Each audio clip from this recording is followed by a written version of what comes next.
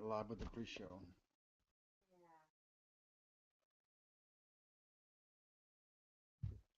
Bail fresh out of jail, California dreaming. So I step on the scene, I'm hearing hoochie screaming.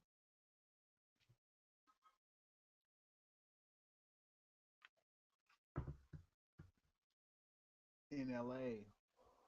That's right. No, exactly. Who's famous program? Yeah.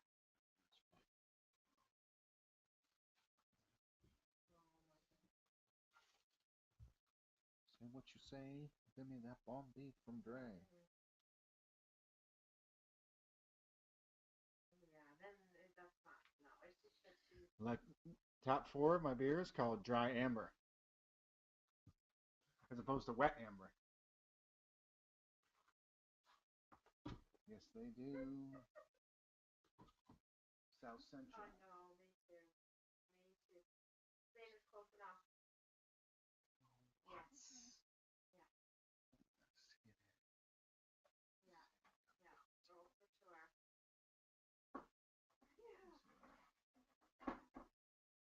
Yeah. He cut it all off this year. Shake, It was for peer pressure. shake it, baby. Because he has a friend, Sarah, who um, cuts her hair Shake it, really Callie. short. And I was talking to their mom, and they're like, at school were saying, well, you look like a boy, and he looks like a girl, and yeah. West Coast. Yeah. Yeah. And that's what I said. Yeah. Jake, you can't get in the window. Jake's trying to kill himself. Mike's trying to save him. Oakland definitely in the house.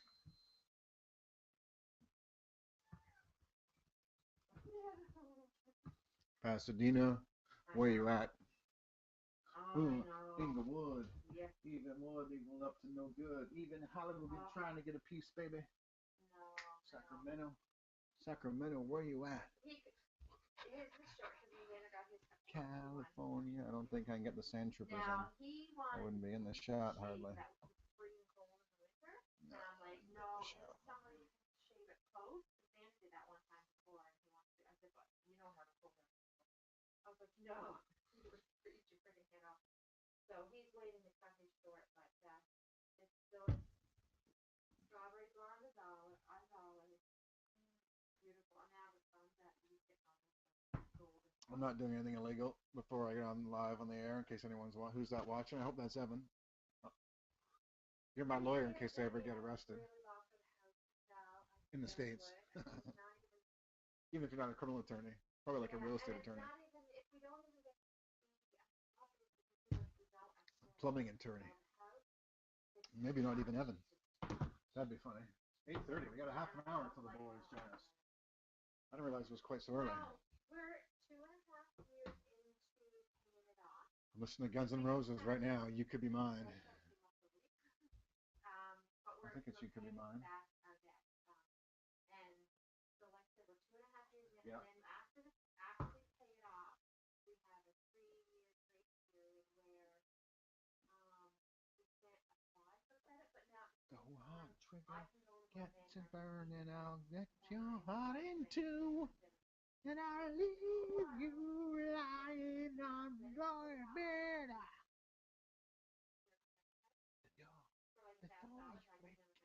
Nothing new to do.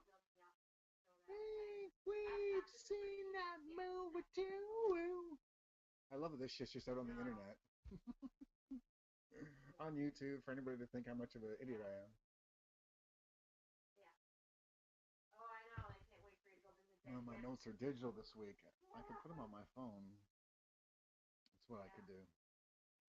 Nothing done. And that's the thing, right? You could be mine. Maybe I'll put on some Super Suckers, or I will definitely play Super Suckers or Uncle Acid before the boys get on the line here. Let me get my show notes up. So I'll play Pretty Fucked Up by the Super Suckers, potentially Paid by the Super Suckers, as well as Uncle Acid, Devil's Work, maybe Mind Control. So open up a couple tabs, search those things on YouTube, and get ready, and we'll rock out together. Whoever you are watching the live pre-show. But your way out of line. Excuse me while I kiss the sky.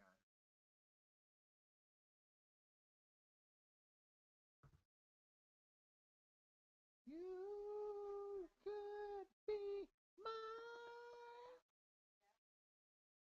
Where's my email about tonight's show? I can probably search it. There it is. No, I don't want to delete it. I want to open it.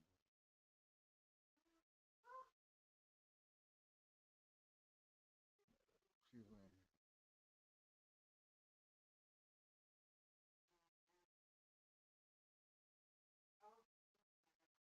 I don't know. I'm worried. Why I'm worried about doing that on the camera. They're surveilling everything I do. They already know.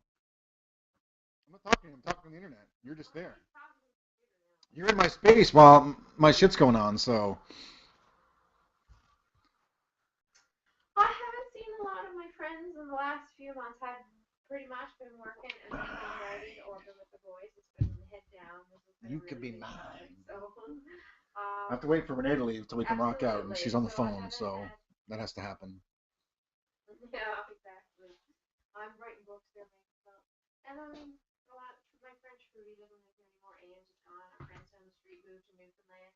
So I only that's another thing, right? It's not staying here anymore. I mean, I would love to start somewhere different, but I'm stuck here. I just don't want to be in this house.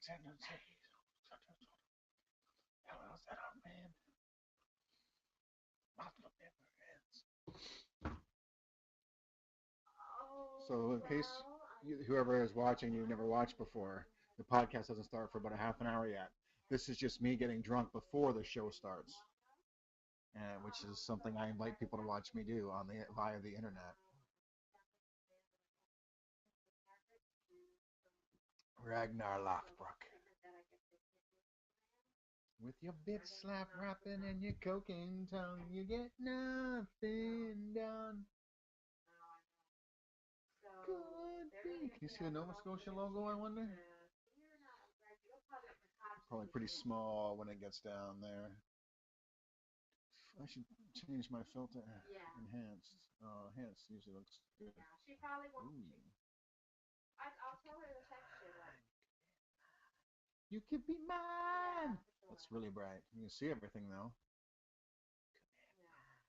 You could be mine. How much can you see of that area? Not too much. You could be mine. Yeah. Alright, so I don't move into any good tunes yet because Renee's still sitting over there. I'll skip that song. Whoops. Whatever, David Bowie, right. The Doors, right. Black Crowes, twice as hard, potentially, but no. I fucking hear Trudy over here with my headphones on. Beastie Boys, that should probably drive Renee away. Cause you can't, you won't, and you don't stop.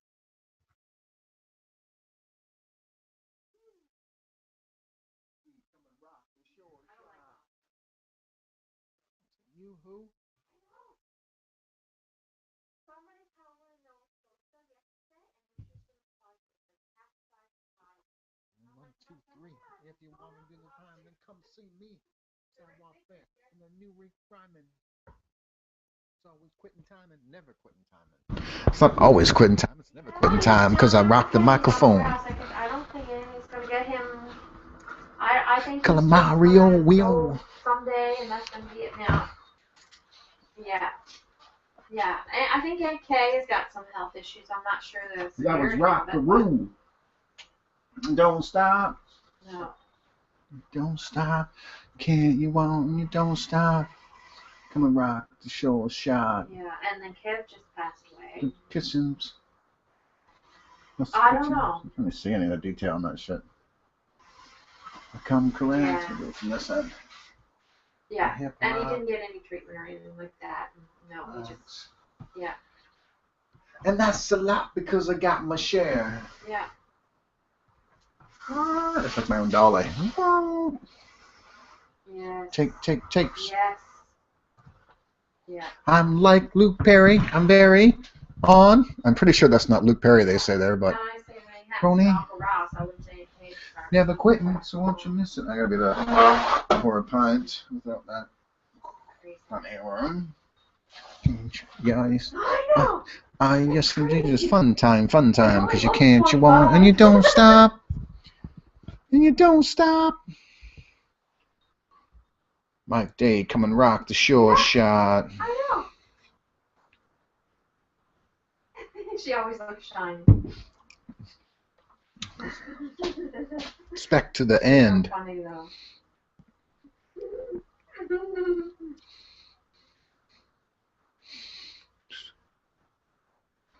Oh, Retro Mash. Yeah. Dude, from the UK. Yeah. Isn't it really late there? I hope you're drinking beer. With me. Just to fit in.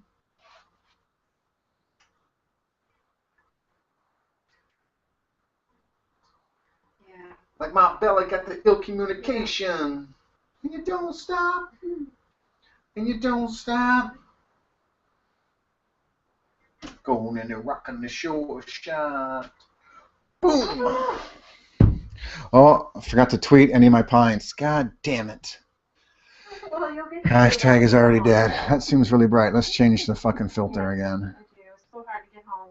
Spotlight. Ooh. Well, that's way too dark. Warm. That's really brown. Smooth. Ooh, smooth. Black and white. I did that one time. Original. Go back to enhanced. Yeah. Oh, I kind of like the bright now. Yeah, a little washed out, but Metallica? No, Limp Bizkit. See, I don't know if I can listen to these guys because I'm an Eminem fan now. What the fuck are you looking at, Kat? Yeah, that'll be awesome. Can I help you? Is she coming home this summer? Yeah.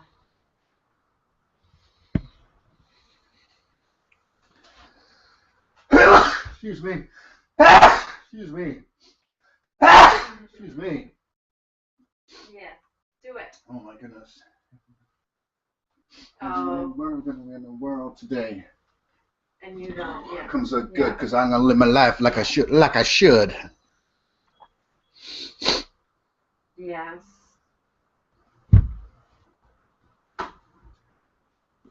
Critics. Gotta cry. Well, I mean, the guys are going to be here. We're not going to get on live, but still, you can't be here while we're podcasting. Gonna kick you in the ass. I'm not doing anything illegal on the internet via video. No. But let the grill like a gun.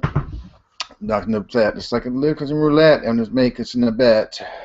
I may have to plug this bitch in to charge. I'm gonna be the one till I jet. I know why you wanna hate me. I know why you want to hate me, because hate is all the world has even seen lately. I know why you want to hate me. I know why you want to hate me. Now I know why you want to hate me, because hate is all the world has even seen lately. Yeah, exactly. It totally sucks that I can't put music on and rock out with you, anybody on the internet, but because of stupid ass fucking copyright rules.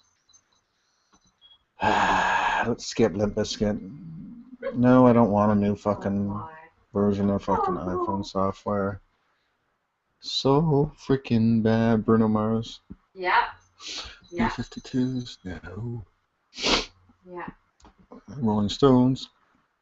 More Beastie Boys. Concrete Blonde, that's a good tune. AC/DC. Damn weddings. You know how I feel about those. Fucking weddings. More AC/DC, that's a good tune. Jailbreak. There was a friend of mine on murder. Yeah. Judge's gavel fell. Jury found him guilty. Yeah. Gave him 16 years in hell. He said, Yes. I ain't spending my Yeah. life here. I ain't living alone. And breaking the rocks on the chain gang. Shaking out and headed home. Yes. Gonna make a jailbreak. Yeah. I'm looking towards the sky. Gonna make a jailbreak. I wish that I could fly. Yeah. All in the name of liberty. No. Yeah. All in the name of liberty. Yes. Listen, a British guy Yes. watching a Canadian guy singing an Australian band's song. That's funny. Me get out of here. I don't know. Jailbreak. Okay. I never keep it. Jailbreak. Yeah, well, no, it's not. I'm not camping. Had more than I can take. Okay. Jailbreak.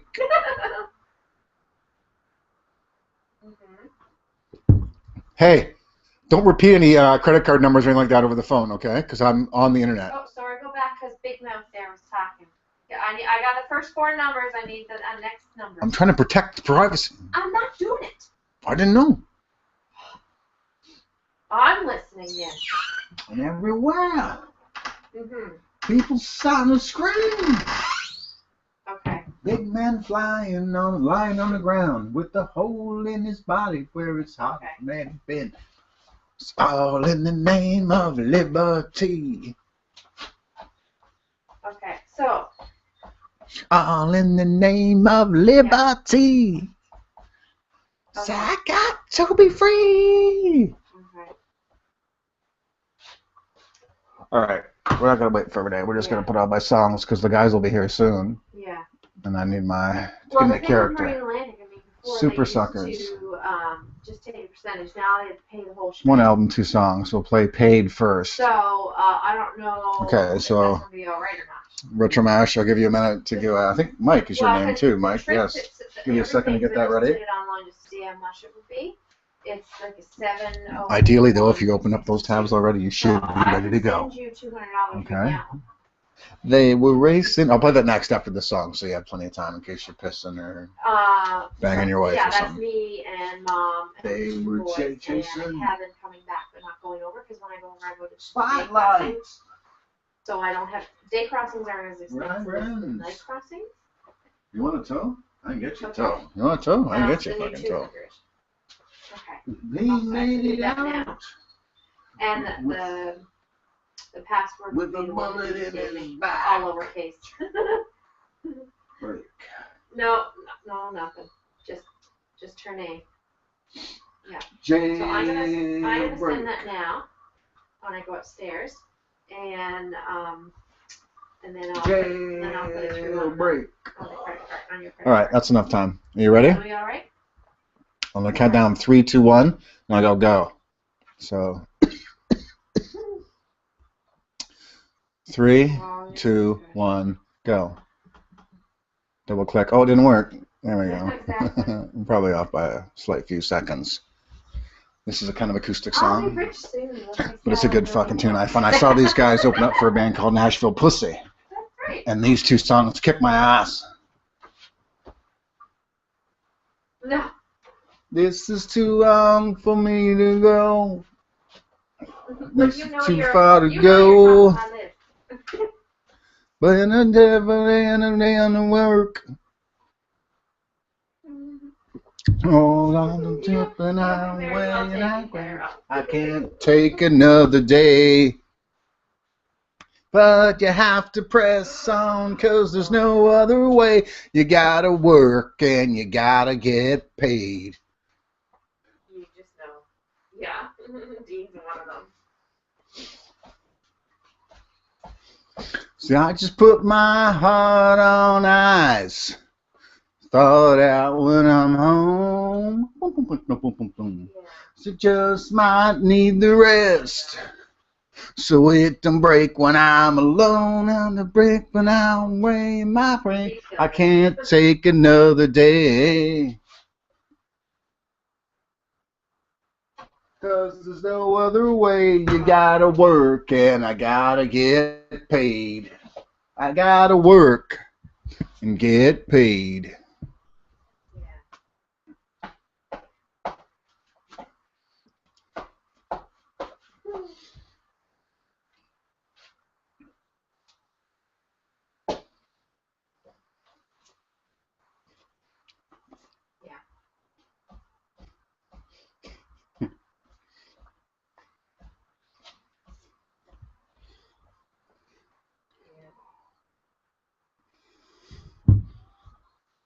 Yeah. No.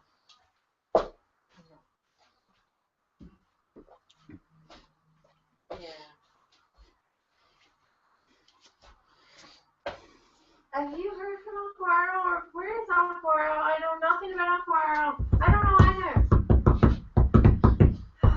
And Mom. People miss when you can't miss a thing. When you're out on the road. When you ran. I don't know. Well, last time So it don't come a heavy load. Work.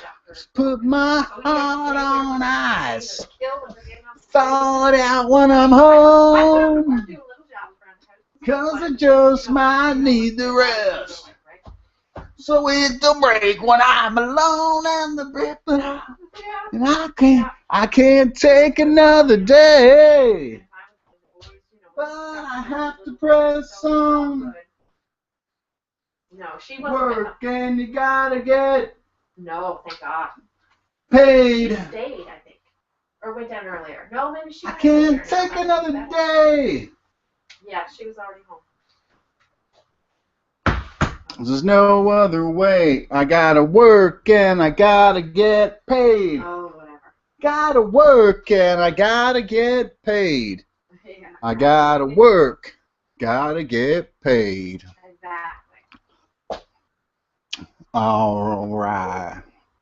Okay. I'll give you a couple seconds to get Pretty Fucked Up lined up. Pretty Fucked Up by Super Suckers. Next, same band. Oh, okay. And then we'll switch to the, if you're doing this, I don't know if you're doing this, Mike, but Evan, when he would watch, he always wanted to know beforehand what songs I was going to listen to. And so these are the ones that now I call getting into character. So this is Pretty Fucked Up. And then we'll listen to a couple Uncle Acid songs, which really get me in the character. Loaded drunk. Okay. Pretty Fucked Up in 3, Oh. 2, 1. No. Oh, shit, I hit the wrong one. Stop. Wait. Yes. Wait, I'll start it again. Hold on a second. So, back up.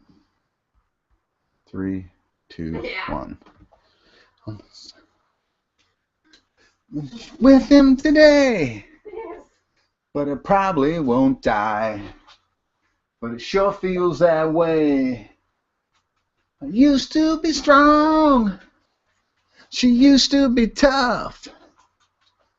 Used to be pretty. But now she's just pretty fucked up. Yes. God, I Pretty just have fucked up. memories. Yeah. You just Oh, don't shit. understand why I Fuck. don't have it anymore, that's all. God damn it. I'm doing too many things at one time. I fucked that all up, man.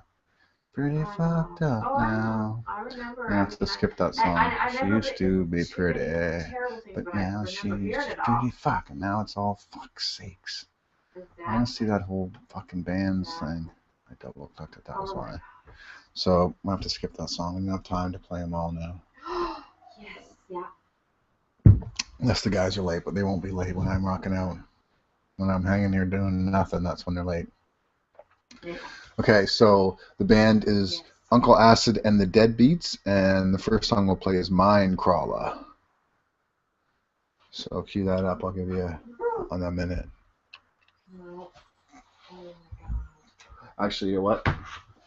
Scratch that. We'll do one song in case DJ comes. We'll do No, that one he's after. going. He's getting on his podcast, so he's going live soon to the world. I'm already live on the internet, and you need to be. You're down to 7 minutes. I know. We're saying goodbye.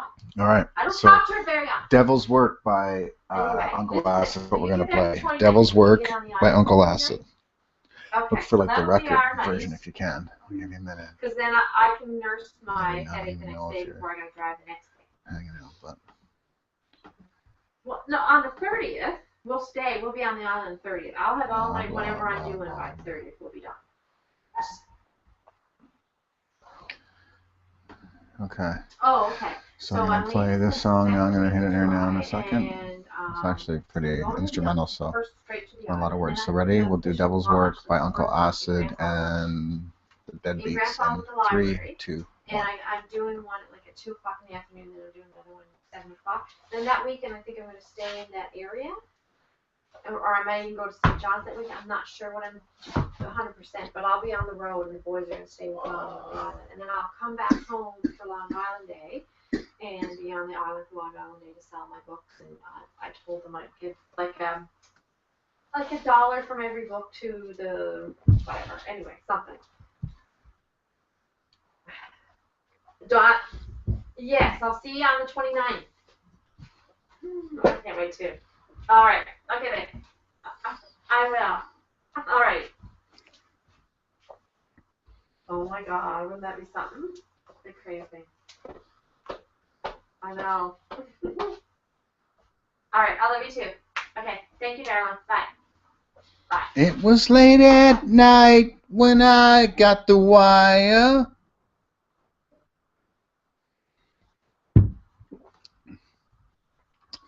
Eyes of fire. Put those on the internet. Whatever. The internet doesn't see any of that stuff. Looks like DJ will be here soon. Trudy wants to know about this. Huh? Trudy wants to know about this. She wants to get what? Yeah. She wants to know the one you have. So If I am in Newfoundland, well, I won't be there at the same time as her, though. But I'm not going to be there anyways. Here to do the devil's work. You're messing with my pre-show mojo. I gotta have some of this. I haven't had any all day. What? I haven't had any all day. Not even a little bit all day. Here to do the devil's work. I'm trying to do the devil's work here.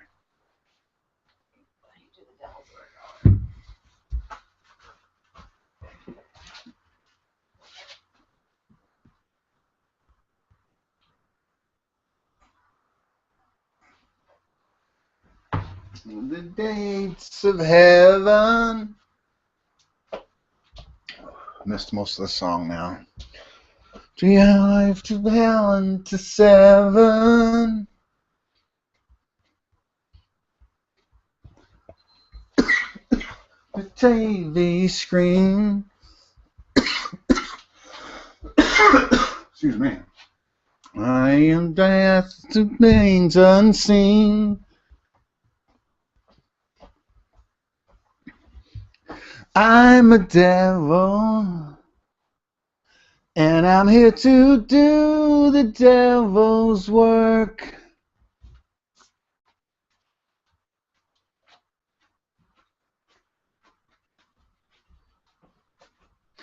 I'm a devil, and I'm here to do the devil's work.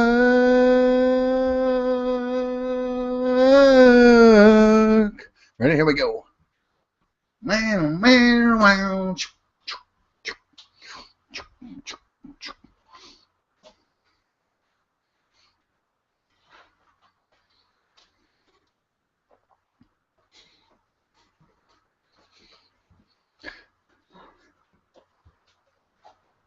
It's the only thing I don't like about this song is that it just fades out now for another minute. Just doom, doom, doom. It's like you get this whole fucking rockin' tune and then it just fades out. Gotta power it back up.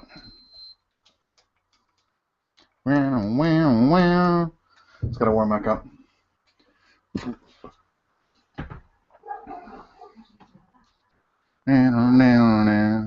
Okay, so I'll do one more warm-up song because no one else is here yet. So the warm-up song will be Mind Crawler by Uncle Acid and the Deadbeats. Mind Crawler by Uncle Acid and the Deadbeats. I'll give you a minute to find that on YouTube if you can, if you want to rock out with me. I can't play the song. So I'm just sitting here singing a song they didn't even I hear. know what you're doing. You told me before. So it's a way to be fucking interactive. So I never said there was I'm anything cutting wrong with edge. it. You're giving me I'm crazy not giving looks. you anything. You are. Okay, so get ready. No, I'm not. Mind Crawler by Uncle Acid and the Dead Beats. Gonna count down this second. Oh, I'm losing my viewers. Fuck you. Is anybody watching? Not anymore. Okay. No. Fuck you. Okay, in 3, 2, 1, Mind Crawler, go. Oh, if only Jake could go out and do what you're doing, he'd be so happy. I know it's not showing it, but looks like you're jerking off. Can't fucking hear you. When I get up on the mountain. Do I look like I'm jacking off? Woo! I'd have a much, Tang would be hanging out. Get up on the mountain. Just have such sense. I had to do.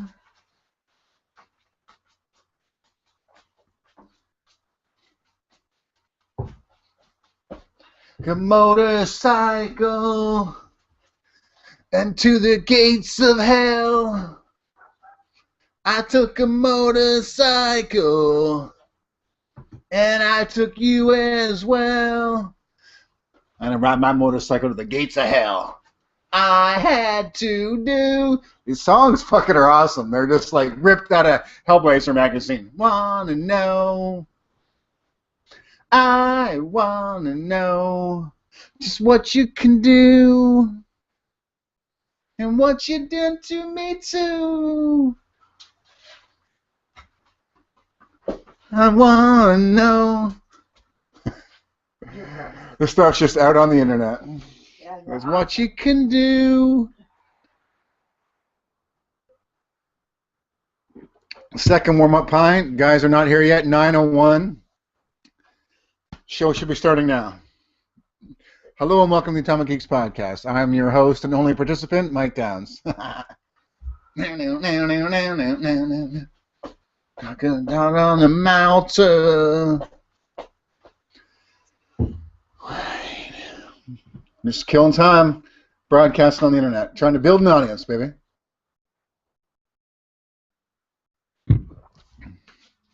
And I knew just what I had to do.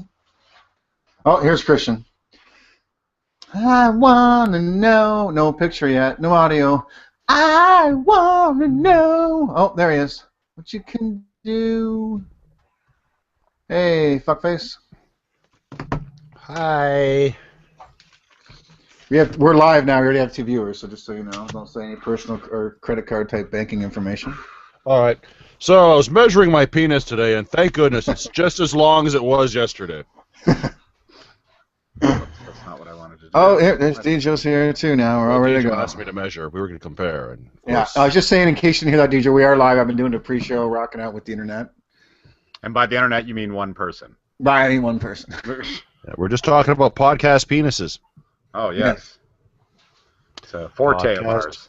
Podcast penises, a So- real American so- penis. So I asked Bloom to make us a new bumper for Well, for geek comments? yeah. So it's going to be like Bloom's going to do it the exact same way, but he's going to do the geek comments type things, and then it's going to do so. It should be hopefully ready for this episode, or the next one. So he's doing it he's making us one. Hey, you should do what I've done. See how I'm like I'm almost too whited out in my face, but my background's really good? Yeah.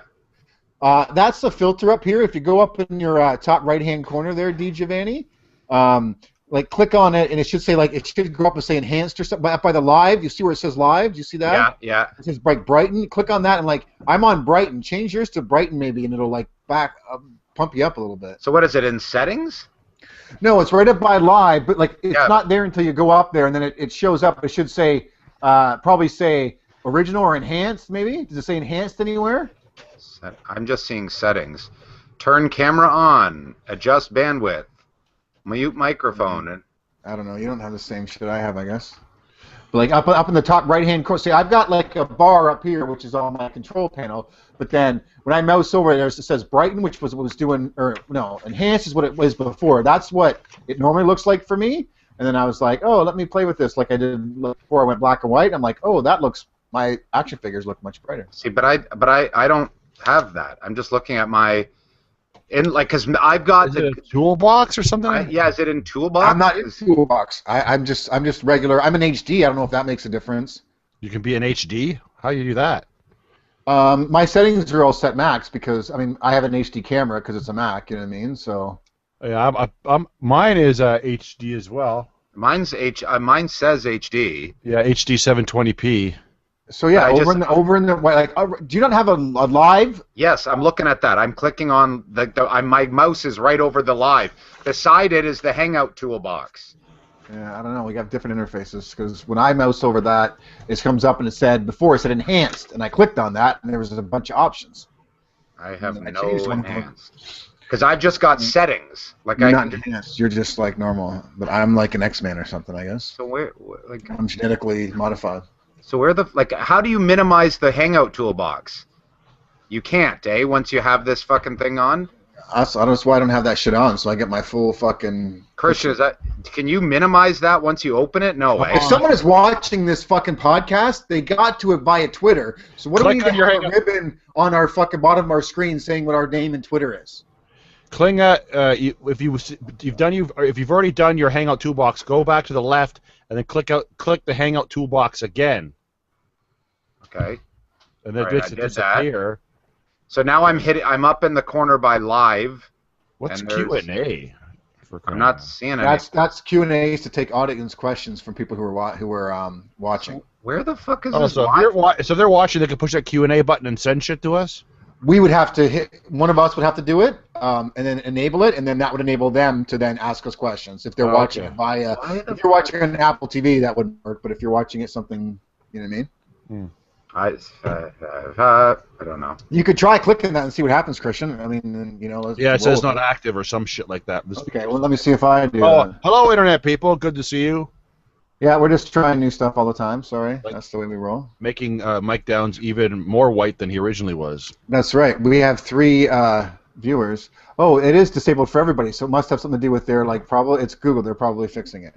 I know I'm super white, but look at how good the fucking shit looks. Yeah, that's. Yeah, well, I'd sooner focus on the shit than you, I guess. So. I mean, exactly. You're not looking at me anyways. You know what the fuck I look like. You've known me for 20 goddamn years. Yeah, we keep saying that, and it keeps getting scarier every time I hear it, for crying out loud. We keep learning new disturbing things each week. No, just the fact that it's 20 years, I actually put up with this shit for that long, for crying out loud. Fuck you. Actually, it's over 20 years, right? I don't know what it was. 2092. Well, we forgot to include our years? tour in Vietnam. You remember that? That's right. Knee hunker down in those friggin' rice paddies, trying to fight communism, so it doesn't get to Canada. So you're Christian. You're hosting next week, eh? Yes, I have no idea what I'm doing. What an idiot! Don't steal that rambling idea. The what idea? The ramble on. That's what I'm gonna call it. Ramble on? Oh, What is the that friggin'? Tangent Town or whatever? Like Yeah. You have no Oh, topic. what do you mean? You mean this basically the Stone Cold No Topic podcast? yeah. Is that the way Stone Cold podcast? Does he not have a topic? No, Does he just he bring up interviews. tons of bitches and then they just talk wrestling? He just does interviews. Yeah, Yeah. he does interviews and then basically kind of like fumbles his way through it. Oh, someone's Whoa. telephone. Yeah.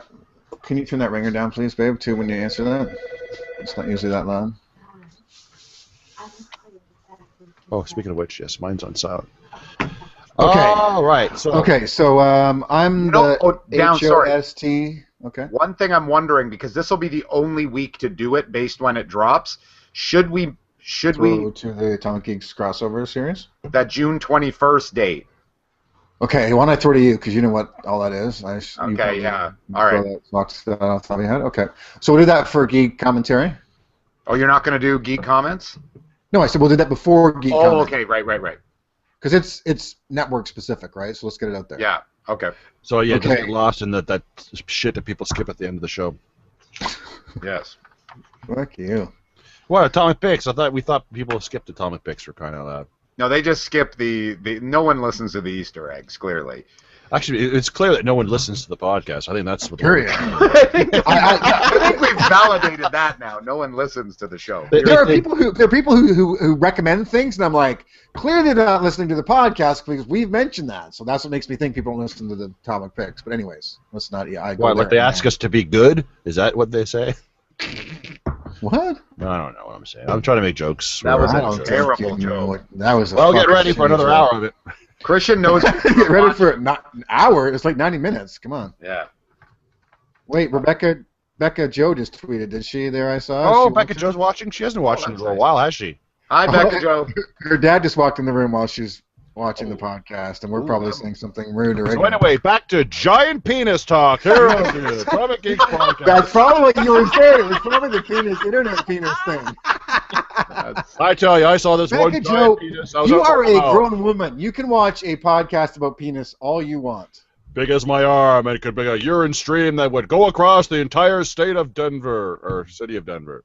Anyway. Speaking of which, just to totally not to tangent, but have you guys know the celebrity responding to tweets videos, right? Yeah, I assume- yeah. That Jimmy Kimmel does. Oh, yeah. Jesus, Right. my wife loves that thing. She played me all 7 in a row.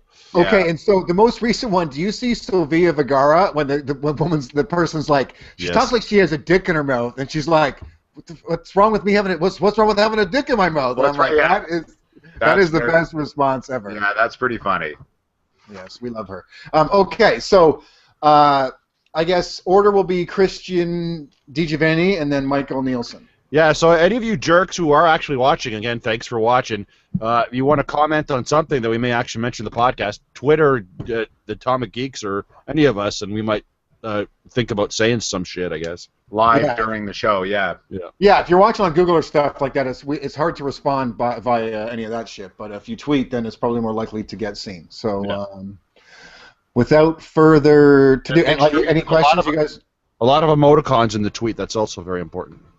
Really? You like No, I emoticons? He's really throwing the joke. He knows people are watching, so he's I know. trying He's really throwing- hard to be funny. I gotta here. pee now, so now you get another like 45 seconds to throw. Hey, stupid well, jokes let me tell you. Man walks into a restaurant. I know. No idea. A swing and a miss. Another one. Shut up there, criticky McBeardo, for crying out loud. Criticky McBeardo. I'm just trying to get into the spirit of this podcast, for crying out Listen, loud. I'm always up here. I'm always on the podcast, buddy. Sitting there on your 2-hour-long bus ride, all he's thinking about is podcasts. That might be a good Easter egg right there, let me tell you. I don't think we'll top that. Big thought bubble with some kind of podcast emoticon in it. Yes. I'm going to the Session Beer Fest on Friday. Yeah, I saw that. Congratulations. No, I'm actually going with. We're going with clients. It's at a Oh, really. that's why you didn't invite me and made it like you're some kind of lone wolf hero at the beer fest, for crying out loud. You wouldn't have come anyways. But actually, the location I'm really. They're doing it at Yonge and Dundas Square. Really? Yeah, I'm not thinking that's going to be very good. I'll be interested to hear how that goes. Jenny mentioned that there is a thing that in September, a craft beer cruise in September that she's interested in. Oh, I haven't. I'll have to The check that out. 14th, it's like craft beer on a boat. You know what I mean? Oh. So On a boat. on a boat. You're going to Blair's next week, right? Yeah, as long as is it next week? Next Saturday, yeah, the 22nd. Or Sunday, I'm sorry, the 22nd. Yeah. Okay, so not this weekend, the following weekend. Following weekend, yeah. Yeah. As long as it's supposed to be booked by vacation and all that kind of crap. Are you guys going away, or are you just staying here? No, just staying around. But yeah, so Okay, I'm sure the Atomic Geeks fans are fascinated Really fascinating. Anyway, by weekend the plans. Let's social do it. lives of the Giant Atomic penis Geeks, talk. two of the Atomic Geeks. All right, well, let's do from it. Becca I Joe. need to smoke some more drugs. But anyways, we'll make that happen later. You guys know the order? I forgot what it is, but I assume you guys know You the said order. me, and then I would assume if I was first, then after Chances me are, I'm probably. would be DJ, according to my podcast math formula, and then I don't know. Did you take notes? Because usually you take notes. We have the shit fucking written down. I've got a pen, and that's why I just explained exactly what we were saying. Anyways. Blah, right. blah, blah, blah. Let's drink beer from a snifter. Are you ready? Proper drinking vessel for this type. Whatever. Here, I got the proper drinking vessel right here. It's called can. I actually like beer in a can. Anyways, are we ready to go? Yes. Yeah, sure. Yeah. Okay. Well, hello there, and welcome to the Atomic Geeks Podcast. I am this week's host, Mike Downs, and I am located in my basement, which is referred to on the internet as Boxwood Brewing. And I've got a leaky keg, so I need to drink as much Vanilla Blonde as possible. That's a hard problem to have. First world problems. Let's see who else is sticky in their joints tonight. Oh, hello, Internet. It's your pal, Christian, from the town of Oakville, in my basement, ready to do another episode of the Atomic Geeks Podcast. And as I get ready to do another episode of the Atomic Geeks Podcast, I'm drinking Germany's #1 draft beer, and that beer is called Bitburger Premium Beer. Bitburger Premium Beer. It's from Germany, and it's got a soccer guy on there, and that's important to somebody, but the only thing that's important to me is that $2.10 a can price. Ho, baby! And hey, it's Michael DiGiovanni from Toronto. Looking forward to doing another episode of the Atomic Geeks Podcast here with the fellas. And I'm podcasting under the influence again because I got my Kung Fu action grip firmly around to celebrate the completion of another season of Game of Thrones. I'm having one of Omegong's brewery's Game of Thrones beers, Fire and Blood Red Ales. Oh, okay. So wait, the finale's when's the finale to Game of Thrones? This Sunday, isn't it? Yes, but guys, we record a week out by the time people are going to listen to this episode. Okay. Oh, so like we're in the world that you are getting ready to watch the Game of Thrones imminently, but really it's about more than a long time away, or has... What I've said actually could have worked. I mean, it's to celebrate the conclusion. But wait a second, though. In the podcast world, wouldn't this... because we're happening it right now. We're experiencing it now. Yeah, but my thing still works, because I'm saying celebrating the conclusion, because we're going to watch it this weekend. Well, I know, but that was my point, was what I was trying to get to, was that were you celebrating the end of it, or were you celebrating... the end of it. So this is all very meta now, what we're talking about. Is this a theme that we want to kind of continue with this podcast? I just want to make sure we're on board for future episodes, like where we pretend that we are in the time that exists when people listen to the podcast? Well, technically we always do that, don't we? We try? Do we? We try to live in the now. I mean, I'm saying, like... I thought we always say it at the time of this recording, so that when we do our geek commentary segment. Me drinking a commemorative Game of Thrones beer still works, because the finale, we are going to watch it in a few days, and people listening to this will have already watched it. So then all I gotta know is what did you think of the finale? Yeah, that was my question. What did you think? I personally thought it was a complete fucking letdown. I'll just throw that out. Oh, wow. I loved it. I gotta say, I thought it was probably the best finale they've had so far of the Game of Thrones seasons. Let me tell you, I would never have called like a pie fight at the end of this episode, but I mean, fuck, there it was, a pie fight between dragons. I mean, and the dragons talked. Who thought that would happen as well? Well, and they were really good at pie fighting. It's like they'd practiced before. That's right. And the dog got that fancy new hat with a feather in it. I was pretty impressed by that. The huge wolf dancing scene? Didn't see that coming, let me tell you. The hound, you mean, not the dog. The wolves. I'm talking about the goddamn wolf. Christian said the dog. I think he meant the hound, right? Yeah, I did mean the hound. Yes, you're absolutely right. Yeah. He's called the dog, too, isn't he? He's not called the dog. No, he's never been called that. Would be a dog. I'm like, what? Where is there a dog in Game of Thrones? And I'm like, oh, he means the hound. There's a dog. There's a dog that's walked around a castle at some point, I'm sure, in that show. And weren't you surprised when, like, Fat Jimmy by the wall there heard a knock at the door, and it was like Jon Snow? He said, "Forget this shit. It's too fucking cold out there. Let me back in." Yeah, that was. I never expected that to happen. Actually, it's like I was all ready for this incredible mission. He said, "Nah, forget it. I'm too tired and cold." Forget it. It's just too fucking cold. I can't do this shit. I do it later or something. Are you sure? Later. Let's go get a turkey leg, Fat Jimmy. All right, come on, let's go. Fat Jimmy. Now that's my favorite character. Is that his name? I wasn't sure what his name was. You wait till they come out with the Fat Jimmy action figure is what I was thinking, but Fat Jimmy, book learner of the freaking Dragon Age. Crying out loud. Book learner of the Dragon Age. Christian, Downs just set up a perfect transition, and you had to stomp all over it with a terrible joke. Oh, that's why I gotta start learning to listen to the host. I guess that's the rule. Yes. Oh, Do you have headsets on? Maybe. Wait a second, let me feel my head. Whoa, yeah, there they are. I got 'em. You've been in these podcasts. We've done 268 times before, right? Let's just come to terms with the fact that apparently after 250 episodes, now we are slowly getting worse. Yeah, we're way off the rails now. I think it's like we're entering our we're what's the word I'm looking for? We're a senile stage of the podcast, I think, right? We're so old, we've been doing this so long now that we're becoming a little senile. Yeah, I think we're getting worse as we go. I think that's definitely But say, whoa, Fat Jimmy action figure, boy, does that sound good.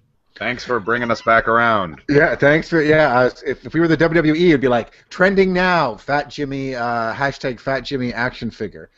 Not quite.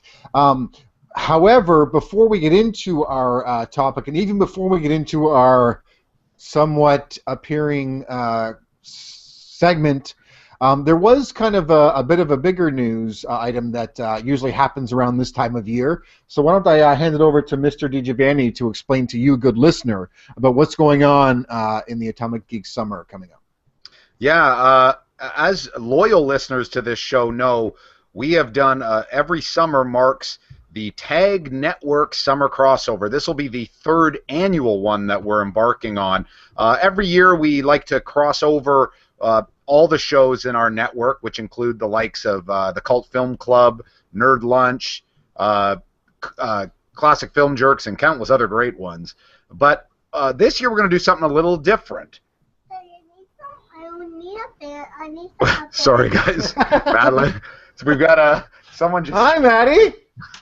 Hi. What do you? What's up, sweetie? I need some Band-Aids. They're up on the. They're on the coffee table upstairs. Daddy's Okay, trying to goddamn podcast for crying out loud. Put on some pants, too, Madeline. I'm gonna shut down for child porn. Jesus. Okay. Sorry. Let me start that again. Well, yeah, Downs. You're. Thanks for. Well, let me start again. That's right. For any loyal listeners to our show, they know that summer means the annual Tag Network Summer Crossover. This year will be our third annual one. This is where all the shows under the Atomic Geeks Podcasting Network umbrella kind of cross over. We do something different every year, and once again this year it's going to be a little different. On June 21st, that is a Saturday night, you go to Google Hangouts. We're going to have a massive crossover show that is going to be hosted by former Atomic Geeks member and Classic Film Jerks co-host Andrew Bloom, and he's going to be taking us through some really cool board games, and the participants are going to include the likes of CT, Pax, and Jeej from Nerd Lunch, AJ Maggot from The Bloke Show, Chris Lockhart from Geek Fallout, Jeff Brown from formerly of Geek Fallout, and myself and Downs. Unfortunately, Christian can't make it. Hooray! So you can tune in and watch us live. All the fellas kind of do this chaotic party on June 21st. The link will be available across all of our social media, on our website, and across any of the other Tag Network sites, and as well the show audio after that live has happened, we're going to edit that and put it into our feed as a special episode. So if you want to watch us live record that mess, go to Google Hangouts Saturday, June 21st, the third annual Tag Network Summer Crossover. Well, now I would say not only do you watch us record it, but maybe you want to get some friends together, have some drinks, and because it's going to be we've done kind of party episodes before, right? And it was very difficult to execute an online party, but we're hoping the Google Hangout will let us do a little bit more of that. So we're going to have all the Tag Network people here participating in the Hangout, and then we're hoping that we have a bunch of people watching, and maybe Google will turn back on that Q&A thing, and we can even make it more interactive audience participation. Maybe that's a good time we can try that shit out. Yeah. So yeah, June 21st, you said, Mike? That's right? Yeah. That's a Saturday night, right? So buy some beer, roll some J's, do whatever the hell it is you got to do, and tune in. Again, hopefully BJ's Becca Joe's dad's still in the room while we're talking about stuff like that. So moving on to our topic area of segment that we do or don't do sometimes now. That's right, gig commentary or not comments or something if we choose to do it. So who's got that stuff to talk about this week? Well, on tonight's Geek Comments, I happened to check my phone that connects to the internet this morning as I got out of bed, and boy howdy in a bucket was I surprised to see that there was a new movie trailer out. And that movie trailer was Dumb and Dumberer 2.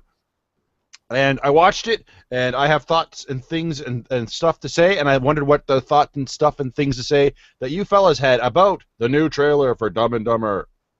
It's Dumb and Dumber 2. It's not Dumb and Dumber. Yeah, so the first thing to clarify is that this is literally a real sequel to Dumb and Dumber with Jim Carrey and Jeff Bridges, right? Like, this is literally a legitimate in-canon sequel to, not that one that we won't talk about. This is a legit sequel to Dumb and Dumber. Was that one called Dumb and Dumberer?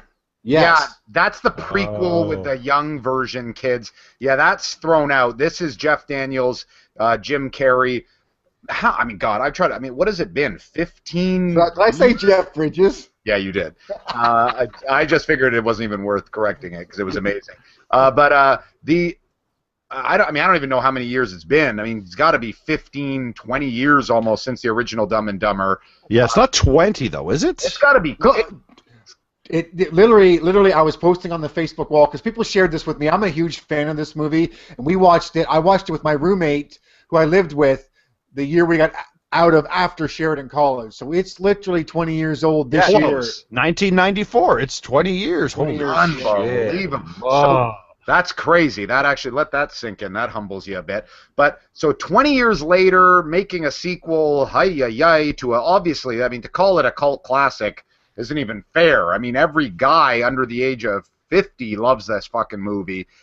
I have to tell you, I was refreshingly happy with this goddamn trailer. It feels like they've kind of recaptured it a little bit. It feels like the world of Dumb and Dumber. There are some familiar touchstones. I like her a lot. Like they do some of the jokes, the cars there, but I kind of like the story premise that they were setting up. I thought some of the gags were very funny.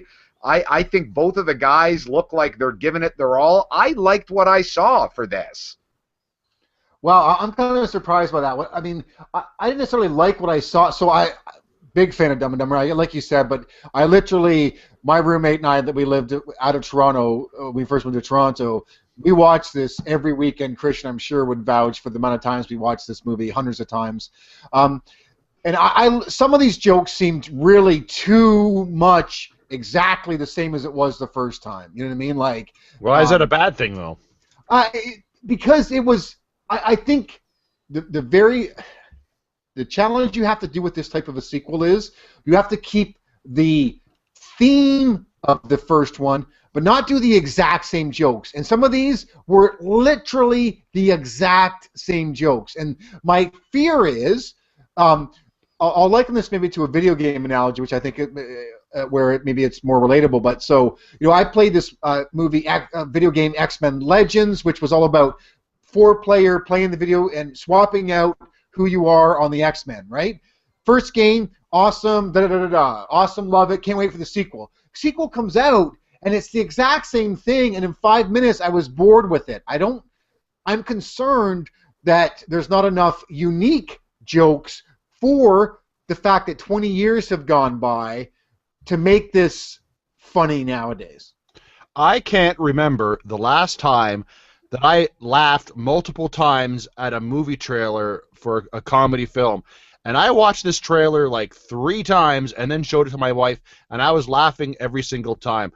I think it looks great, and I mean, if there's a lot of similar stuff in the movie, you're damn right there is, and I'm sorry, some of that stuff made me freaking laugh. I'm really looking forward to it. I was quite surprised how now excited I am for this fucking movie. Yeah, like I agree with what you're saying, Downs. Comedy sequels are very challenging to make. I mean, it is a very sweet spot to make that work, right? Well, like, because think about it. You make an action movie sequel, you can just do bigger explosions and whatever, right? Like, but with comedy, people relate to the jokes, and in order to make it, people try to give you more of the same. Yeah. I mean, there are few great comedy sequels, and this one has 20 years of mileage of people going, I love it, it's a classic. I mean, the hype on this thing is going to be hard to deliver. Anchorman 2 had this problem, right? That's not the problem. Anchorman was a shit fucking movie. I don't know where the fuck the internet loves this movie from. It's not fucking funny. And the second one only proves it's not funny because no one watched it and it's not fucking funny. It was a big hit. It was a big hit, Anchorman 2. Was it? I thought it didn't do that well. I thought it was a letdown. No, it was a big hit, and I liked Anchorman 2. I'm just saying, I do not find that shit funny. There's a couple good jokes. Most of it is stupid, I find, in my opinion. Sorry, but... Well, it's no It Crowd. That's for crying out loud, for sure. No, because that IT Crowd is fucking funny. Yeah, but I mean, back to your point... Some guy is fucking bald, fucking fat dude making jokes. Anyways. What? Who's bald and fat? That guy who's always in all fucking the buddy's movie, the dark-haired guy, bald, and the fucking jokes are not funny. I thought you were talking about me. I was like, I may be fat, but I'm not bald. I'm not bald. Shit, no. I was made of hair here. My jokes are about you to be much more personal. Oh, good. I'm excited about this movie. I mean, I don't see how doing much of the same is no different than, say, your Naked Guns, your friggin' Hot Shots, or your friggin' Airplanes, for crying out loud. No, but see, maybe you have a point. I would argue that, well, no, because I was going to argue that the Naked Gun doesn't do the exact same jokes, but the difference is the Naked Gun, everything in the background is a joke, so that there's always background jokes. That's not doing the exact same thing. Doing the exact same thing, I can't think of the exact what it is from There's this movie. There's going to be slight revisions to a familiar formula. That's I don't think that's right. No, but to me they were. It was the exact same joke. And again, I'm not familiar with the trailer to think of a specific scene, but again, Naked Gun, background jokes are a theme. So the fact that they're always there, you don't think about the fact that it's repetitive. You know, that's a different thing. I looked at this Dumb and Dumber 2 and thought the telephone gag was fucking funny. That was not a ripoff of any joke. I thought the gag with the old woman was hilarious.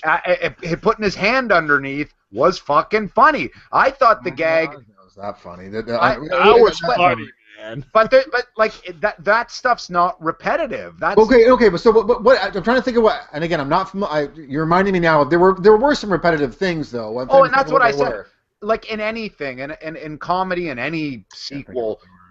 In any sequel, you're going to touch on familiar ground. And there was some familiar ground in this, for sure. I mean, they have to, right? To kind of... I was actually, I guess, just to finally state this, is that I was impressed at how... good. I'm excited that it looks like they've kind of pulled it off. That the guys are like Jim Carrey and Jeff Daniels are fully back invested in those characters. It looks like the world, they haven't missed a beat. Is kind of what I was kind of thinking, like 20 years later. I mean, what can you do? They're going to be bankers now or some stupid shit like that. Right. Like one of them is still dumb and one of them is not dumb, so they got to get him back to being dumb. But they're starting off the movie and they're both fucking dumb. It's like, hooray! Actually, you know, so I mean, there were some things I liked about the trailer. I didn't come out to poo-poo all over this, and so things that you guys are saying, I think was, and now that maybe you've talked me around, is that you're right. The fact that when Jeff Daniels is like, You did a 20-year joke, and that is like I'm like I know what he's gonna say here. He's like that's just when it's like you sold the bird or whatever, or when the motorcycle thing or whatever. You and it's are like, a genius. You are a genius. Like that's. But maybe you're right. That's in character. That's in character. Maybe you're right. I mean, I didn't doubt when I was watching the trailer at all that these guys were the characters that I loved from the first movie. So from that perspective, that was bang on for sure. Yeah. I don't know. Maybe you guys have talked me around about. I mean, I just. Hold on, I'm writing this down in the podcasting log here. Mike Downs admits he is wrong. Absolutely. June 11th. Hold on. I got to get more ink on my quill. June 11th, 2014. Okay. Down. I actually, unlike the two other guys in this podcast, I always admit when I'm wrong because I don't. Oh, that is such fucking bullshit. No, it's not that's even totally funny. true. I Always totally admit whenever Always when I'm wrong, I'll admit it. You dickhead for crying I out totally loud. do. Always It's do. Dejo the one that will never admit he's wrong. No, it's just, the thing is I have yet to be wrong. That's the only thing. There we go. But now Good it's old getting deep. Dejo. Now it's getting deep. But when Okay. I am wrong, I will admit it. Here we go. Now it's getting really fucking deep. Let's move on. Never going to be a Star Trek sequel or a TV show. Let's move on to our action figure. No, wait.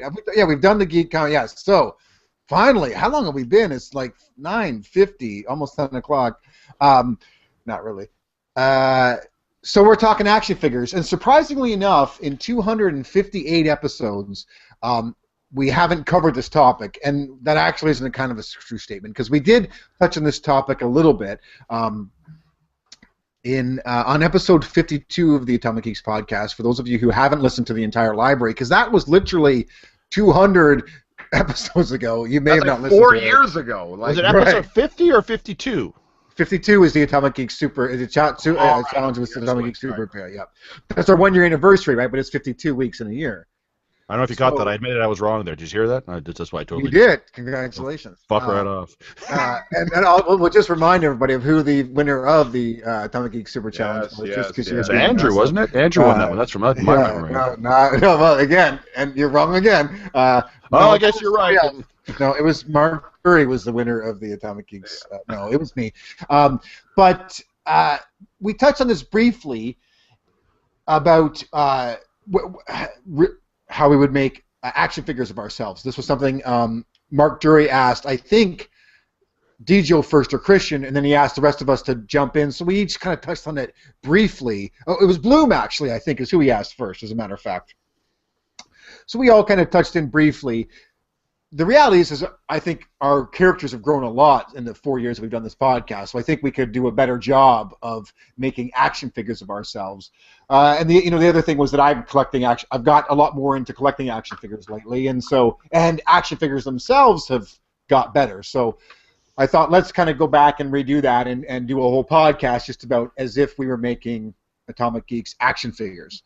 And instead of just doing what we did that time where we made up ourselves, I thought what we would do is we would pass around the gauntlet to the guys, and we would do one of each other. So why don't we start with you, Mr. Always Admits When He's Wrong, Christian Nielsen. Oh, no, wait. You were tasked with me. I don't want to talk about me first, so let's go to you, Dejo. Mike DiGiovanni, who never admits when he's wrong.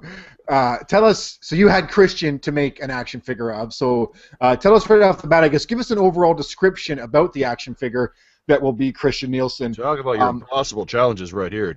Well, I guess, just before you start, I guess, before we get too into it, we're doing wave one of a multi-wave set of the Atomic Geeks action figures, out of the way action figures are made now. You know what I mean? It's all about collecting waves. And so in this wave will be one each of the Atomic Geeks, and then potentially some other figures, which we'll get into later. But so first to you, Michael DiGiovanni, for wave one of the Atomic Geeks line of action figures, what is your general idea, maybe, kind of the look and that type of thing that you have in mind for Christian Nielsen's action figure out of the Atomic Geeks action figures? Okay, well, I think right off the bat, the easiest thing to say here, if this is a line of the Atomic Geeks figures, Christian would be, without a doubt, the tallest action figure of the group. I mean, of the three of us. I don't know what, like, in terms of inches. I mean, if he's like, I don't foresee the Christian figure here that I'm talking about, like in the G.I. Joe format, like that old Fisher Price. Like when I'm envisioning action figure, I'm thinking something like, you know, the new Model E type action figure, like those new Thundercats, or the McFarlane toys, like the hyper detailed. Maybe they're like, how big are these figures? Are they 8 inches, 10 inches tall? Like, how big are they generally? This was so generally there's the 6-inch. So the Black Series Star Wars are all 6-inch, and that. However, in my opinion, I've recently got into the bigger ones. Like, they have these 32-inch Superman bat. These things are. I don't want to go that big, but I'm really kind of getting into this kind of 18-inch size, and I'll get into that more a little bit later. I don't know. 32 inches might be a bit more representational of my superior frame. You know what I'm saying? But that almost isn't even an action figure at that point. You know what I mean? When it's 32 inches. Where do you fucking put that? I mean, I have 3 of them. They're all on display. But you can't play with them. A lot of ladies not complaining about playing with 32 inches. I'll tell you that right now. But like, you can't. I don't think any ladies are probably. And you know, BJ can correct us if we're wrong. But you know, I don't think 18 inches is nothing to call right home, or isn't to be complaining about either. But I mean, you can't put this thing in a vehicle. There's no play sets for 30. Like, I mean, I'm thinking of an action 30 inches. No, but I think the big. I like. Yes. Let's say like the really big ones is, as an adult, I pick that up if I ever took it out of the package. I assume it's big in my hand versus these ones, the Black Series. Yeah, like the old. Almost so toyish, right? Yeah. See, when I'm thinking of this, I don't know if you guys are all on the same page. I'm thinking of, like, I have the Dude figure from The Big Lebowski, and I like. It's probably about an 8-inch figure. Like, so about as tall as He-Man, or a bit taller? Yeah, and that's like a little bit taller than that range. Like the McFarlane toy size. That's 6 to 8 inch. Okay, so but Christian would be. Let me go back to my original point. Then Christian would be the tallest of our group of our set of figures. But so everybody else is 6 inches. He's 8 inches. Yes, Christian's would be the tallest, but he'd also have the least articulation of any of our characters as well. I mean, that goes without saying. Is that to basically, show my capabilities to not dance whatsoever? Abilities to dance not at all? Dance, I was thinking other things. Walk straight lines. Walk straight lines. Run. Jump, stand in one spot for a determined amount of time. Saunter to and fro, kind of impossible. A couple of things that I've envisioned for the Christian figure here is, like anything, you have to have the figure has to have a couple cool tricks to it, things to it. Like, if you guys remember the old Steve Austin $6 Million Man doll that they had. So you're going with the figure actually has some enhancements kind of type thing. Well, no. I'm saying, if you remember that the toy, the $6 Million Man doll, he had his bionic eye that kids could turn around and look through the back of the eye and see. Look through his body. I foresee Christian has one of those eyes that users can take and look through it, and you can see things through Christian's cheap eye, so you can see how it's just get a glimpse of how Christian sees how inexpensive the world is. Some might call that clarity. All right. And Christian's action figure for sure has to be a talking figure, right? It has to be like. Yeah.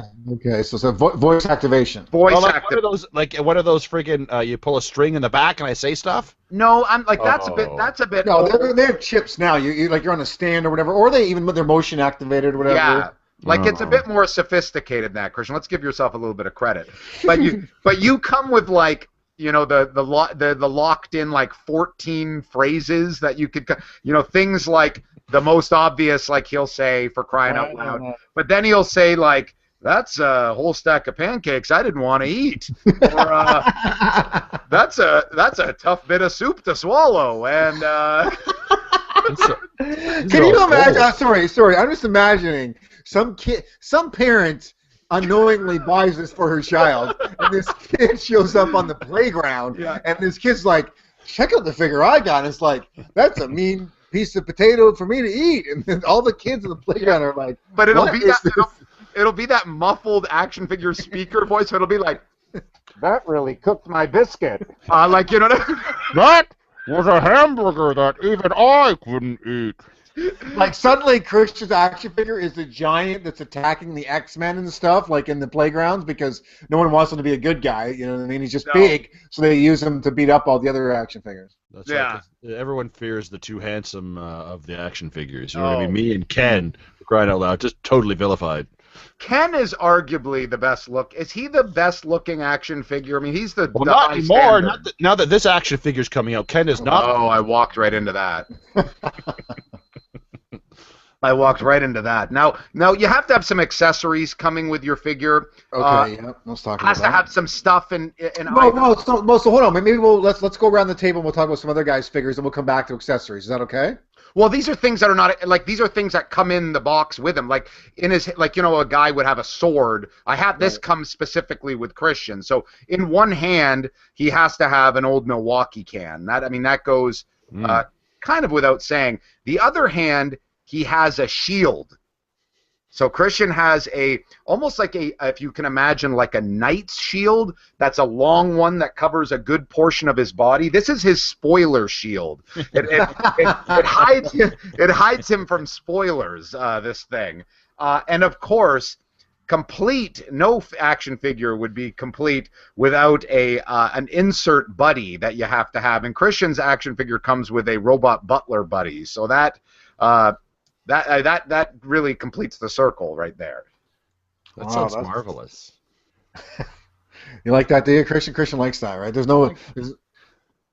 Robot Butler, of course, as or Dino Buddy or whatever. That sounds awesome to me. Okay, so Christian, let's hear. You had to do me. So, what is your action figure for moi? Well, I had to do Mike Downs, just like Mike Downs just said seconds ago, so I'll just repeat what he just said. And I try to draw inspiration from other existing action figures to almost draw from them what I thought would kind of capture the essence of Mike Downs into a composite action figure that anyone with their own giant collection could possibly make themselves.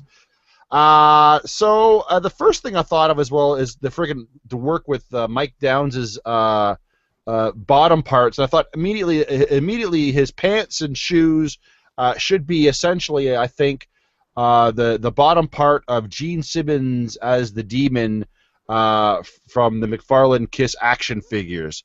So he's got those big friggin' spiky old friggin' boots and the pants for crying out as his bottom parts for crying out loud. Okay, so sorry, just to interrupt. So you're so everyone's listening. You're building a figure of me based off of existing other figures out there, and you're taking parts from other people. Yes. So you're Frankensteining Downs here. I'm Frankensteining this. Yeah, I thought that was kind of like part of the original theme. I thought, I can stick with that. I can work with that for crying out loud.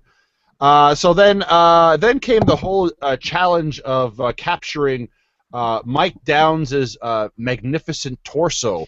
I mean, what action figure could exemplify this? Yes, please tell us. This is interesting. This manly friggin' cut from marble friggin' torso. And my first thought, because Mike Downs has got the tattoos, and so he has a tattoo that's been inspired by George Clooney's friggin' character from Dusk Till Dawn, the friggin' whichever gecko he is. Seth Gecko. And so with my internet research, I found that, guess what? There are no action figures for the Dusk Till Dawn series. I can't believe that. Yeah, there's some resin statues, but no actual action figures. Really? I'm actually surprised. But okay, so what you're saying, would someone define a McFarlane toy as almost like a statue. Is that what you're saying, or not even that as far as that? Like, no, that McFarlane's are figures. That's not a statue. So someone did not make Dustle. They only made those like. Who makes those? Who's the popular brand that makes those statues? I mean, there's a really I can't think of it right now. They're at all the Comic-Cons, but like Sideshow Toys or Sideshow Collectibles at the distributor. But I think like there's a whole bunch of them. Like Hot Toys makes some awesome figures. Yeah. But it's not. But we're not talking about figures here. We're talking about like those statuettes. Yeah. Sort of thing. So that's the only you can only get a from Dusk Till Dawn likeness in a statue. I mean, I'm surprised no one did. Well, you know what? There's literally only one Kill Bill set out there, and there's no Reservoir Dogs figures either. Like there is. I think there is, man. Are you sure? I think there is. I didn't look that up, but I mean, there's only like this one dude out there who's made a custom Seth Gecko figure. Looks pretty good, but nobody else has capitalized. There are limited Quentin Tarantino figures of movies, that's for sure. You know what I mean? There's like one series of Kill Bill that are pretty collectible. I think there's a couple Pulp Fiction. There's Reservoir Dogs action figures. There is. There's you can buy 7-inch and there's a whole line of all the guys. Well, that's weird. I don't know why they wouldn't have friggin' Dusk Till Dawn. Especially with all the vampires and shit like that. It seems like a logical... It's all a licensing, though, right? Like, I mean, if someone has... You know what I mean? It's not a... Regardless, though, I couldn't draw from that because there's no fucking figures. So I thought that's what Downs has got tattoos. What's another action figure that I thought that might have some tattoos on him? And then I went to... what's that name? The guy from Transmetropolitan, friggin'... Right here. I'm just pulling him right out here. Spider Jerusalem. Spider Jerusalem. Oh, good. I was going to say Spider Johnson. I couldn't remember. Spider Johnson. So thank goodness you saved me from that embarrassing. That's literally him. If you're watching us on fucking Google Hangouts, look at all. Yeah. So he's got way better tattoos than I do. Yeah. So I looked at this picture, and first of all, like, he's a bald guy. There's way too many fucking tattoos, and he's way too ripped an action figure. I said, so fuck that. We're not using that one.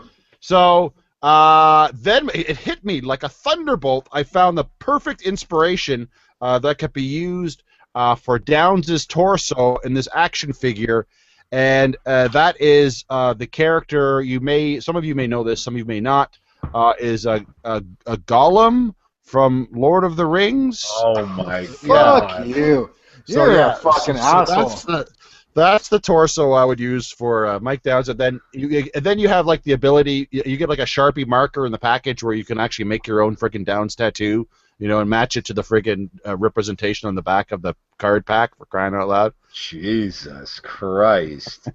That's fucking rude. What are you talking about? I was just I'm trying to capture the essence, for crying out loud. And then we have to have a head for this action figure. And I thought, what kind of friggin' head could we use for this action figure? And there's an old dried-up radish in the back of my vegetable drawer in my refrigerator. And I said to myself, no, that's not that very good, for crying out loud. But actually, what I decided to do is I decided that they would use the head from the Murphy action figure from the Boondock Saints line.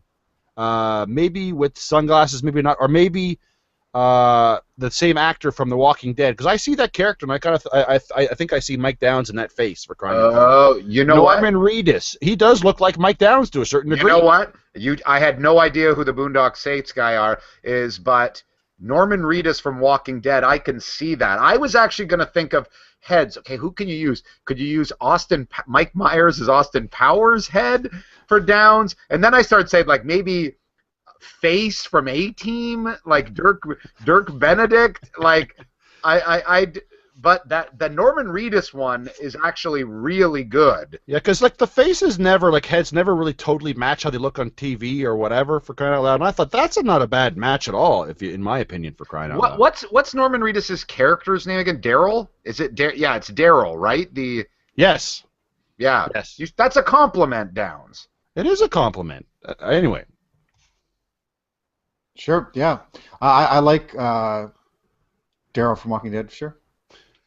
I was kidding about the radish. I'm just making a joke, for crying out loud. Yeah, no, totally. Do you have any accessories or anything else to add? Yeah, I do. One of the obvious accessories is if from the Big Blast line of characters from the friggin' Clerks movies, they have a Jason Mewes action figure, and he comes with a friggin' lot of marijuana paraphernalia, including a bong, for crying out loud. So I thought that would be appropriate for the friggin' figure. Oh, because I'm all about marijuana, totally. Okay, so is there any other accessories? No, that would be it.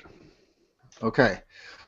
So I had to do Mike DiGiovanni as my guy, and it's funny because I was totally thinking of basing my character off of, or my figure off of someone else too. I was thinking, how do you take an existing character and then make a custom character? Is that what we were supposed to do? Well, I don't know. I just that's how I envisioned it. Like it was for me. That's how I could envision taking other parts, or at least looking at another figure, envisioning it as you as that.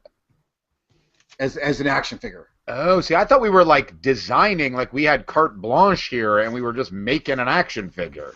I thought we could do both. That's basically. Okay. No, there was no restriction. There's no wrong answer here in podcasting, is what we're saying. So it was, right off the bat, my mind went to Ron Jeremy, and it was like, boy, is there a Ron Jeremy figure? Jesus Christ! I dressed up for him for 1 year for Halloween. I know, and the problem is, like, when you look at that, it's like, and it's so funny because my wife was like, yeah, too. She's like, Ron Jeremy, there's got to be Ron. And I'm like, actually, that's so, like, he's so short and fat and bald. Like, I'm like, that's not Diju at all. That doesn't work. Is there a Ron Jeremy action figure? There must be. Yeah, there's like, again with him, there's like one figure, a bunch of statuettes or whatever. Do you know what I mean? Yeah, They're a little more collectible things. But then I realized that there was only really one figure to take from if you're going to take for Mike DiGiovanni, and that's Vin Diesel action figure. And, there's a bunch of them now because, again, the idea of that with the movies that are around now, the Fast and Furious movies, even though there's no reason to have action figures for them, they have them. Do you know what I mean? Do they have action? I would not even know that. I mean, I knew that what's that movie, Pitch Black, his, that character, Riddick, I assume there would be action figures. There's action figures for the Fast and Furious? I thought you would have drawn from the figure line for the movie The Knockaround Guys, for crying out loud. Oh, well, that's a good one, too. What's the Knockaround Guys? Don't you remember that with the friggin' Vin Diesel, Seth Green, they all play like the kids of like mobsters who go to this small town? Job. Yeah. Oh, fuck no. I must have missed that one. Well, maybe you talk about it in the classic film jerks one of these days. There you go. Yeah, it's not really a classic film. Yeah, so I punched into the Google box, Vin Diesel action figures, and there's surprisingly a bunch of different series. Wow. And, there is, and again, there's like the company, I think it's either Sideshow or maybe NECA. There's these kind of super detailed $100 figures, and they have these, and then separately, which are like Riddick figures. Or isn't he someone else? There's someone else he's kind of been in another movie. Triple X or something, wasn't he? No, is that his other X. wannabe franchise? Like, I don't have my notes. My notes are all digital now, so I like that movie. I wouldn't have minded seeing another one of those. It was kind of cheesy, but still. They made another one of those, but they did it with Ice Cube for fuck's sake. I guess it's a fan franchise in the theme of the original movie, but not a franchise with him. Yeah. But and so that was my definite idea was I wasn't taking parts from everything else. And I was like, okay, so I'm gonna now take this figure, Vin Diesel figure. But which one? Which one are you? So the one was right. So I'm like, so it's the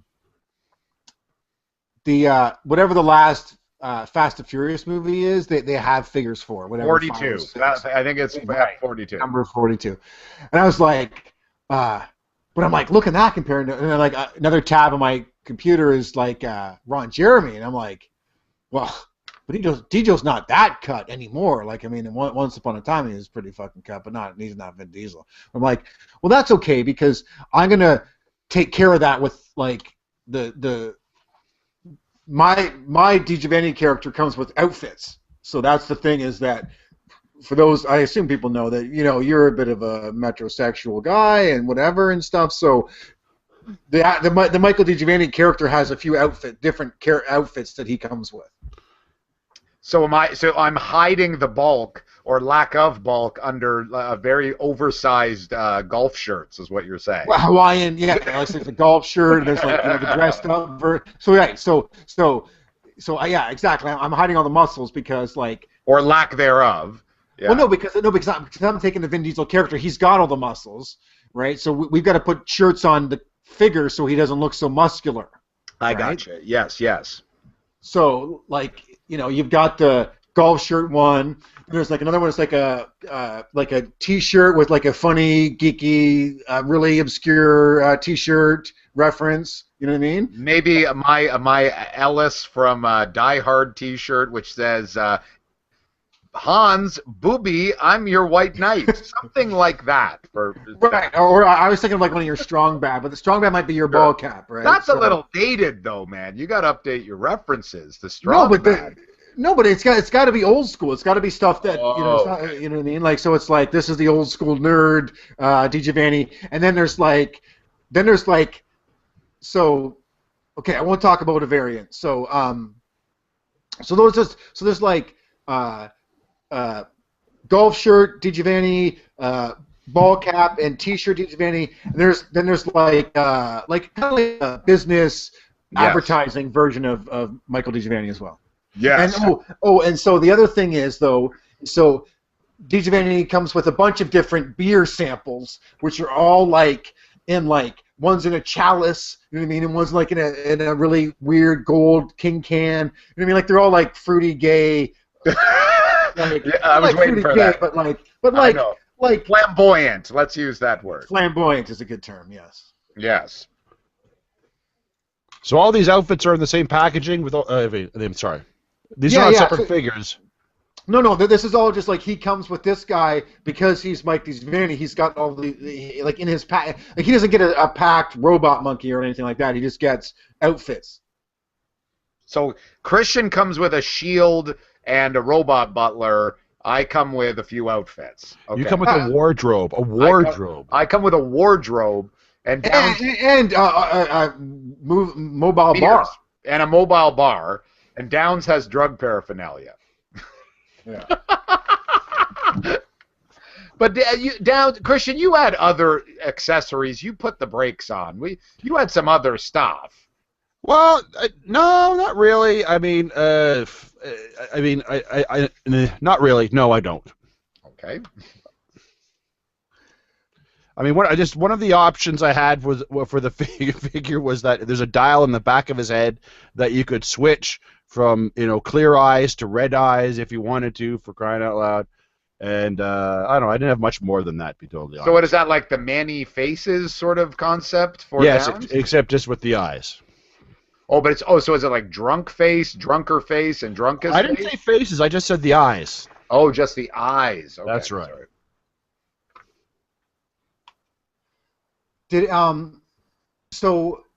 So I mentioned kind of earlier we were going to maybe mention variants. So does anyone have any ideas for variants of these figures that we might? So as I mentioned, we're talking about Wave 1 of the Atomic Geeks action figure set. So you can assume we've got 3 figures we've identified now that will come in a case, right? That goes to the toy store. So we need probably a couple other figures to round out that case of figures, and usually these figures are less of them in a box. So if there's in a case, so if there's 2 or 3 of each of our figures, there's going to only be 1 of these other figures. And so the first thing we talk about is variants. So Christian, do you have any variants that you thought about of any characters, any of the 3 characters that we talked about? Yeah, I thought one variant line for all of us could be action figures inspired by episode 20 of the Atomic Geeks podcast, where basically all of our characters are in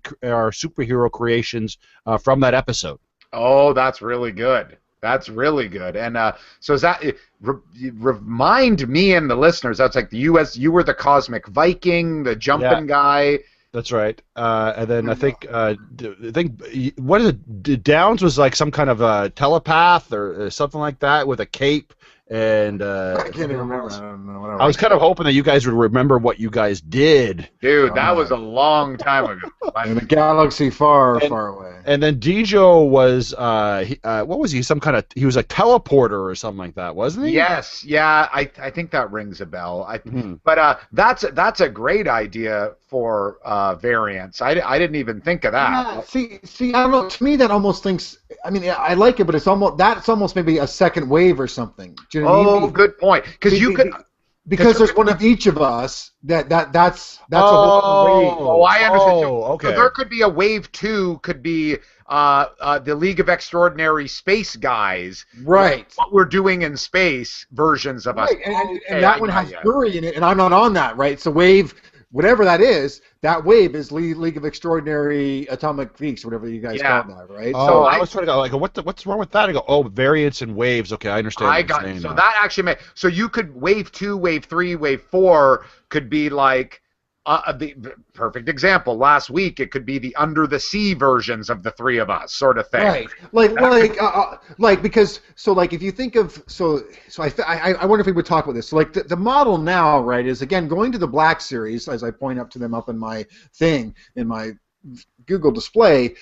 You know what they do is, and everything is really about now is it's how do we year after year release a few figures so that people buy them over and over again, right? And so for us, that's not a new thing though. They've done that for years. Well, no, exactly. Star Wars, G.I. Joe, it all is, and it's the whole. I think the whole idea of the whole wave thing and the process is really solidified as the collector market is solidified. Yeah. So, you know what I mean? It's that like, okay, there's a finite amount now in the first wave, and then the second wave.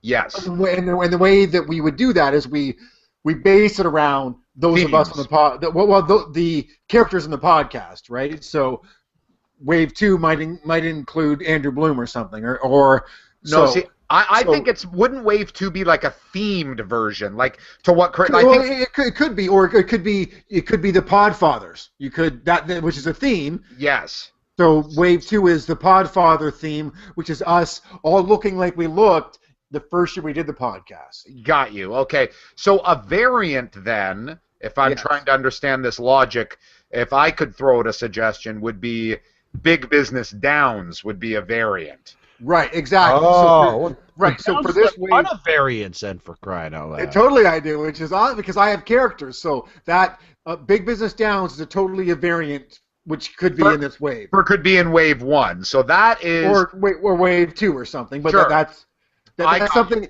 Like if you're a collector, think about when you're listening to the pod again. So if we approach this as the collector mentality, it's like, oh, when are they going to pull the trigger on that Big Business Downs character? And it's like, oh, we do it as a variant, which means we only drop one of those per every case. So there's only so many of those made. They're more valuable. I gotcha. So I think there you go. Big Business Downs is a logical fucking one. You're in a suit. You've come with a fucking calculator, or maybe to update it a bit more, you come with an iPad. I mean, it's the, if you've seen the Big Business Downs and your Twitter account, you should probably follow it. There's a picture of you in that you can see the figure right there. I mean, it's a lawyer-esque looking action figure that comes with a briefcase and a headset. You know what I mean? Yeah, I'd almost want to have me have a ball patch in the back or something, so that like it's totally nothing like the character that Atomic Geek Downs is. So yeah, you know, for I guess for variants too, I thought of or something that, you know, there's a couple things we could have a select one to pack in the initial pack, and that was something like a Mark Dury character, not necessarily it's not a variant, but it's a special pack. Okay, sorry not to cut you off. A variant to me suggests it has to be a unique, exclusive version of a character that's a part of the line. A Dury would be a rare, like send proof of purchases for, wouldn't it? Like. No, for sure. I guess. Yeah, it'd be like a collector. You're right. It would be like a collector exclusive. Yes. Yes. Mark Dury would be like, okay, so what it would be almost is as if you bought a case of the original set, you could mail away and you would get the availability for the Mark Dury character. You're totally right. You're totally right. So can we talk about the Mark Dury action figure, please? Yes, please. I figure we don't have comments on the Mark Dury character. You know what? Mark Dury should be the figure that's split up into multiple parts and sold with our other figures, so that when we buy them all at once, build the figure. Oh, that's a great idea. Yeah. So I'm glad you talked about this because I'm so frustrated with this. So recently because they make. That is a great idea because so Marvel has really grasped this, right? And so the idea is that you have to buy 6 to 8 figures, and each figure is a piece of another figure. And what they did was like you're buying X-Men figures, the Sentinel is built by piece by piece by piece, and to your point about Christian, he's literally 4 inches than everybody else, the Sentinel. Like I'm actually I'm dying to get one of these. They're like $100. They have the Thing Fang Foom, for those of you who know the Marvel universe. Yeah. This is a fucking dragon that stands like 12 inches tall, and he was built piece by piece. Again, the Galactus figure, again, huge figure, built piece by piece. And Marvel really understood that you do this. So the challenge, I guess, the almost challenge. I don't know if Mark Dury's the right build-a-figure character because Guardians of the Galaxy they're doing this in, and there's been a lot of talk about how the raccoon figure has more, and so the build-a-figure is the Groot, the big tree figure. Speaking of Vin Diesel, and the raccoon figure has more Groot than he does the raccoon because the raccoon is a tiny little figure. So is there enough to break Mark Dury up? Sure. Because Dury has to come with a treadmill, right? Like, so one of us figure you could split up the treadmill. He's got... Yeah, so you could have the figure, a body part, and a treadmill part in each package. Yeah, you know what I mean? Like, he's got good hair. I was trying to think, is there a giant villain that we could... But I don't think we have a huge villain that we could break up into multiple pieces. You're technically the villain of the show. Let's be frank here. I'm joking. No, but let's talk about the Dury figure here. Yes, back to Mark Dury. He's got to come with the treadmill. Dury has to... he would have really good hair. Like, in fact, Dury's one of those... You know, like how there are guy friends that every time you see them, they have a different haircut? Like, you just cut... Like, Dury's the type of guy where it's like he's got long hair, he's got a beard, he's got a hipster haircut like the guy from Boardwalk Empire, and then he's got a shaved head, and then he's got to come with multiple versions of haircuts that you can almost just put hair and facial hair that you can swap out, like you can click on and click off or something like that. And his character has to come with indifference action. You know, he's just indifferent about everything. Like, he's a sarcastic bastard. So somehow the figure has to have that, like a sarcastic kung fu chop or something. Oh yeah, or just basically freaking like smirk on his face, for crying out loud. Yeah.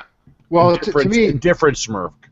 Well, to me, that was... I thought I agree with everything you say, but I thought in this instance he would be a talking character, and he would have just these canned, smart-ass Mark Dury comments. You know what I mean? Oh, yes, totally.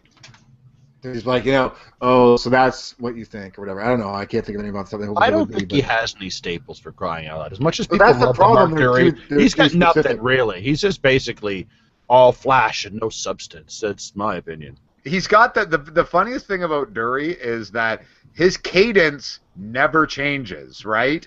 He's so like he'll make fun of you, or he'll say the most insightful thing ever, and it's done at a, there's the guy goes into the room, and he's just like, he's got this low monotone. Sounds like we're doing the podcast with Stephen Wright, for crying out.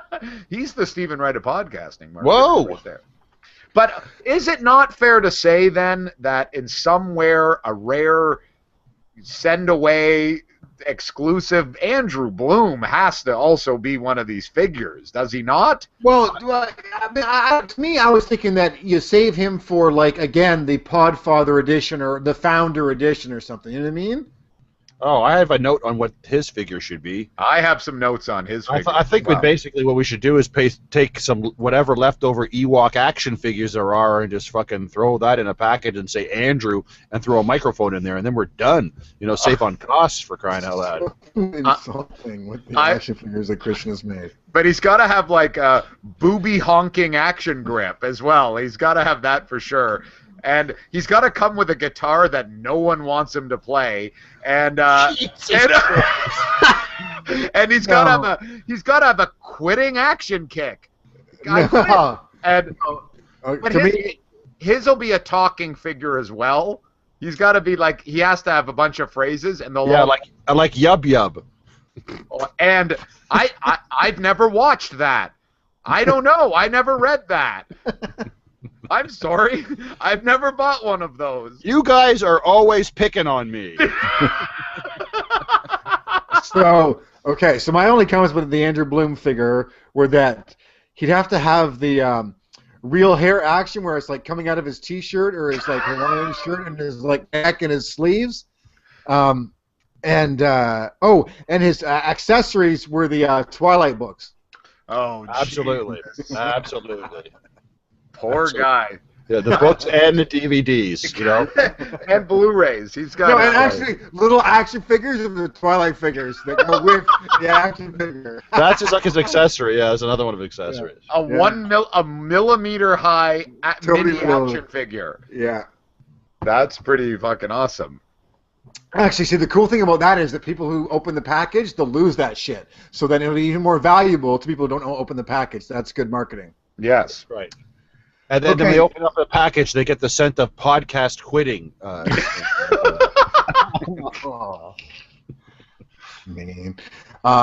Mean-spirited. I was totally approached these as friendly. I didn't know that we were. It was also. It was a no roast. One's ever busted It was balls on this fucking an podcast action figure before. roast at the same time. I didn't realize that. Listen, I made an action undertone. figure where you had a fucking nice pair of pants and a fucking very cool head, and I fucking made a freaking kind of questionable torso. Gollum, the fucking Gollum. That is so fucking insulting.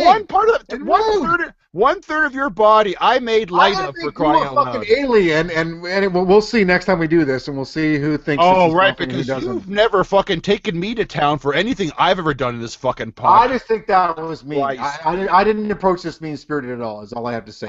Listen, if you think that I'm going to make an action figure based on Mike Downs and not take a little fucking knock at you for at least one portion of this fucking figure, then you're fucking insane. Yeah. That was more than one portion. You also made me a stoner. No, it was not. Yes, it was. You made me a stoner. You didn't have me toting a keg and being a beer brewing guy, which is much more important. So you're upset that I didn't put... No, you didn't make it really truly about me. You made it a joke and something to throw away and kind of insulting. Is if you're going to call me on the show and ask me what I think about it, I'm going to tell you what I think about it. But I made fun of Christian like in every goddamn element of his action figure. And I made fun of yours too, but it wasn't mean-spirited. That's the difference, I think. Mine was pretty mean. And I'm joking. I think there's a difference, but I said he was cheap. I said he would have no articulation. That's right. I have no rhythm. I'm very frugal. Anyway. Whatever. It's like, anyway, like you've never, anyway. Just...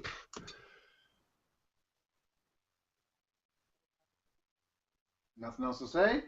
I have nothing else to say because it's just, I mean, this is one aspect of your personality that you have made clear that is something that you were involved with on this friggin' podcast, and I took one of those aspects and incorporated it into this action figure. Tell me that I'm wrong. But this should probably be edited out. Like, we're just arguing now. Like, I mean, I was talking about vaporizer while you're live on the friggin' YouTube, for Christ's sakes. I'm sorry if I actually made a call out to the fact that you actually do that, for Christ's sakes.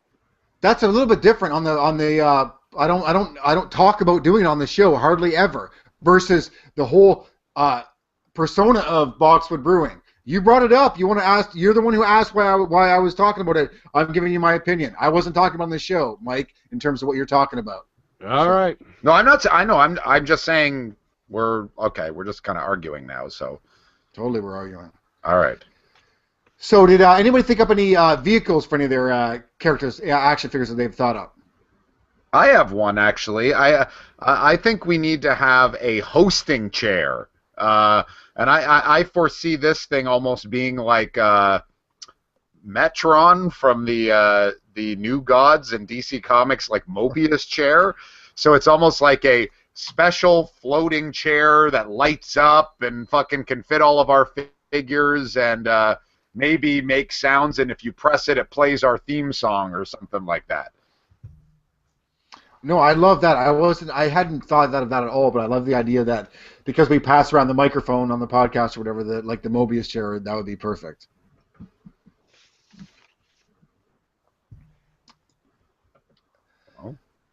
Okay. I had a vehicle too. I thought my characters, whoever he was, should have a motorcycle.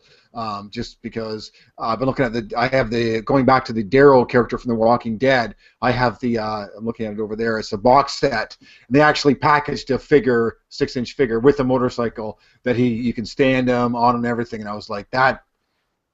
I want a motorcycle. I had a motorcycle for you too, but in my notes, it was made of transparent plastic because, unfortunately, you don't have that motorcycle anymore.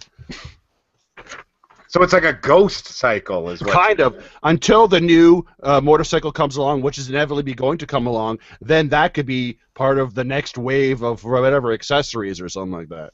Or it's Go ahead. Or so it's that in itself is a variant, because Downs could have his Jolene motorbike, and then he could have the plastic see-through ghost motorbike, and then he'll get his new one, sort of thing.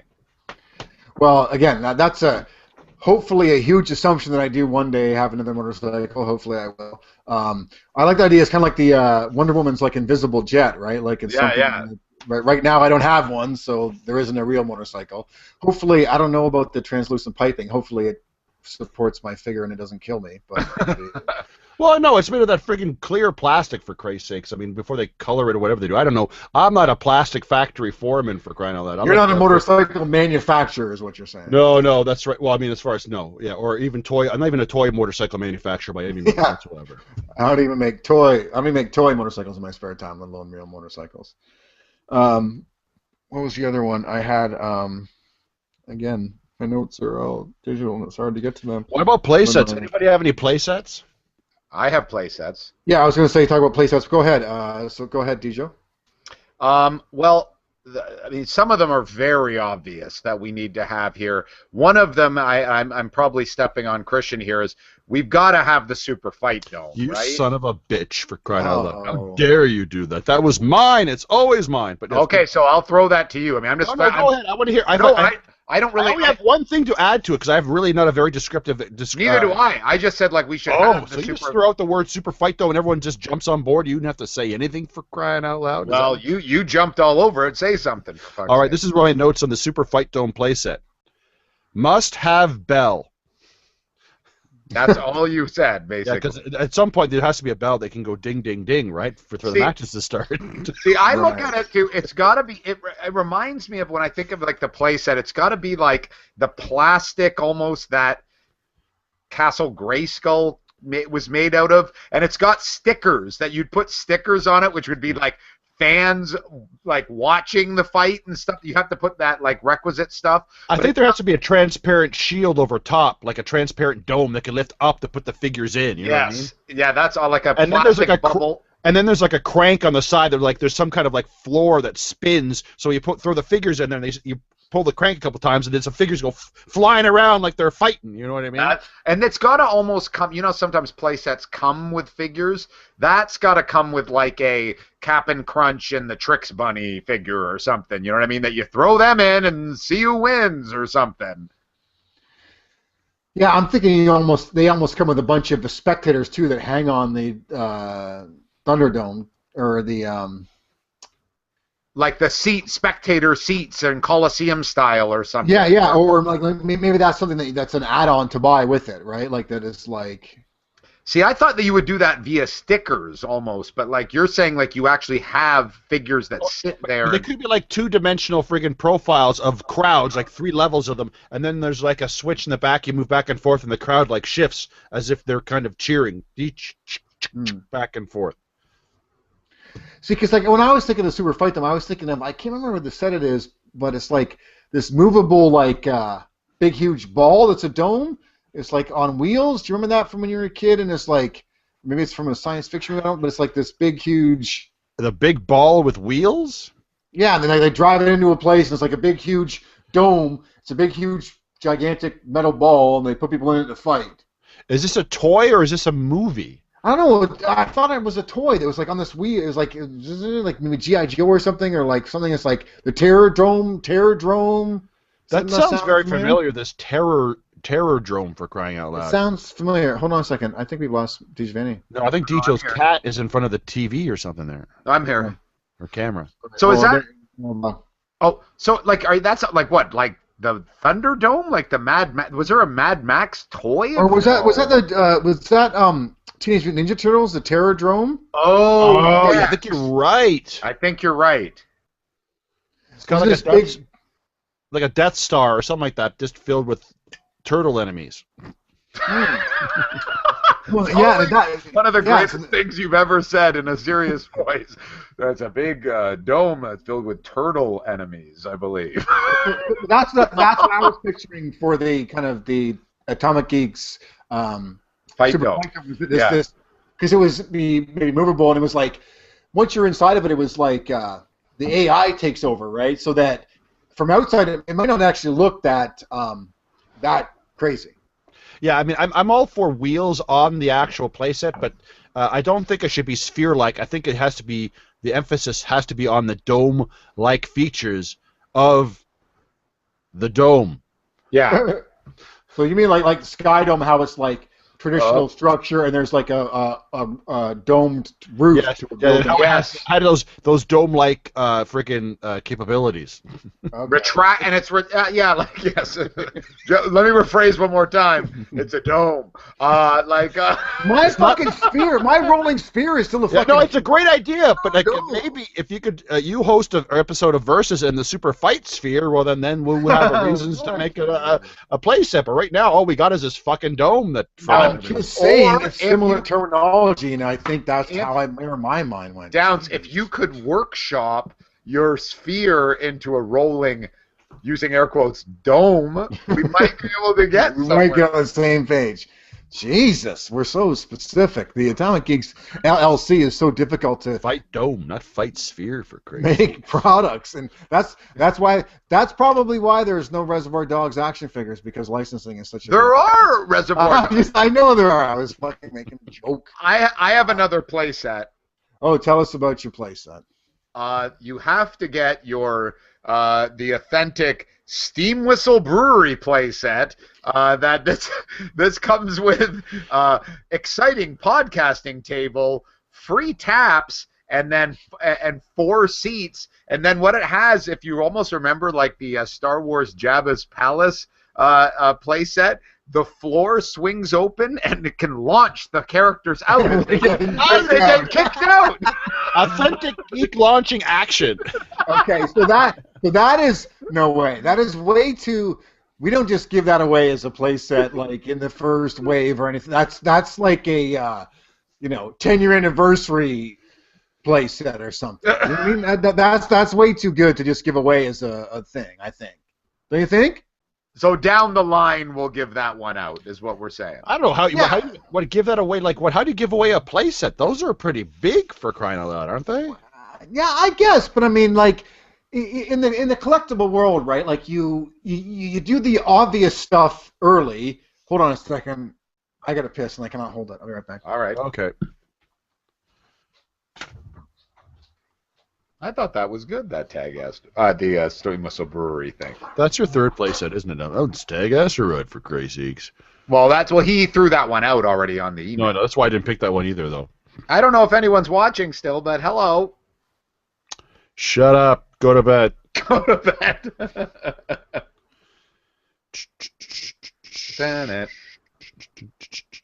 Shannon.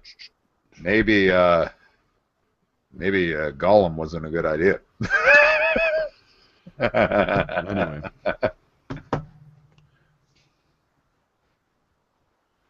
Who else? So what else do we have to do? Just more. Do you have another playset?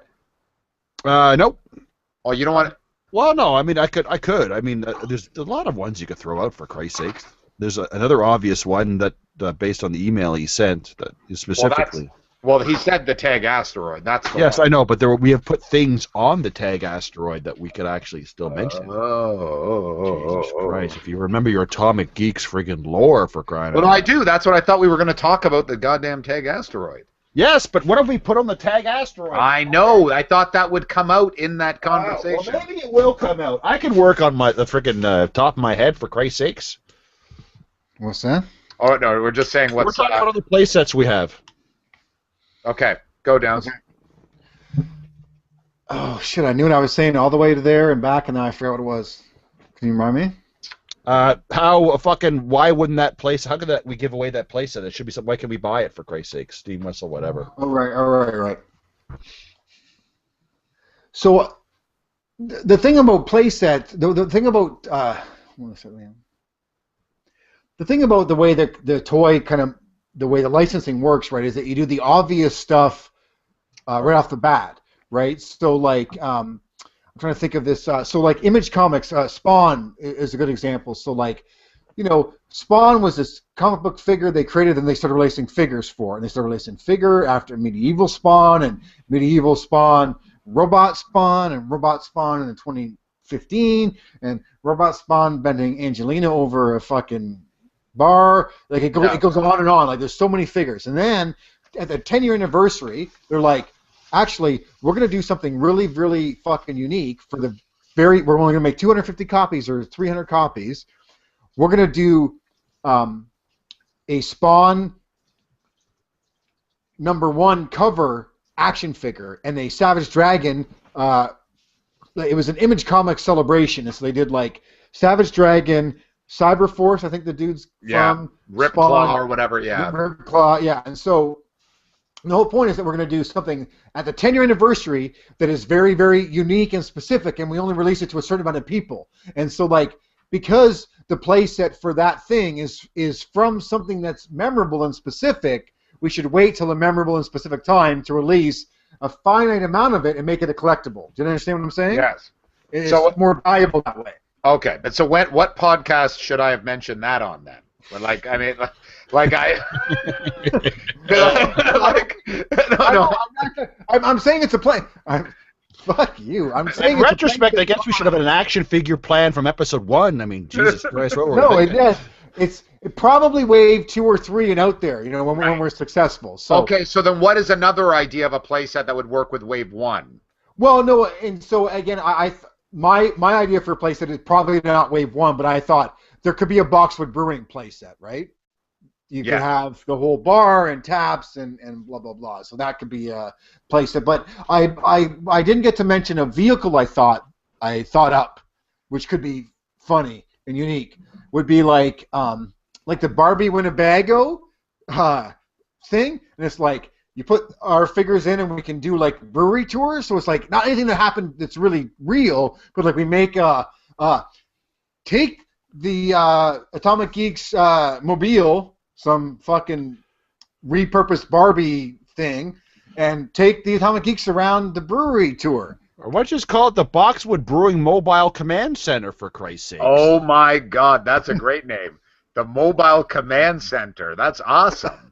That is actually pretty good. You could put your face on the side of the friggin' logo with a beer, the friggin' thing with a beer mug in hand, big fucking smile. Hi, keg strapped to the back instead of fucking sleeping bags and all that fucking shit.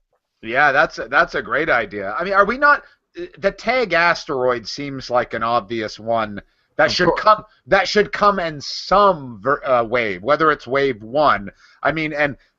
There's a lot of things that and then these play sets could be expanded because we did the restaurants, right, on the tag asteroid, right? Yeah, I mean, to me the biggest problem with the tag asteroid is it like a build a figure base? Like, so like like I compare it to the GI Joe aircraft carrier that is like 6 foot long, right? Whoa. And so I thought of it like it's more like the Death Star awkward tower that they made for Star Wars, right?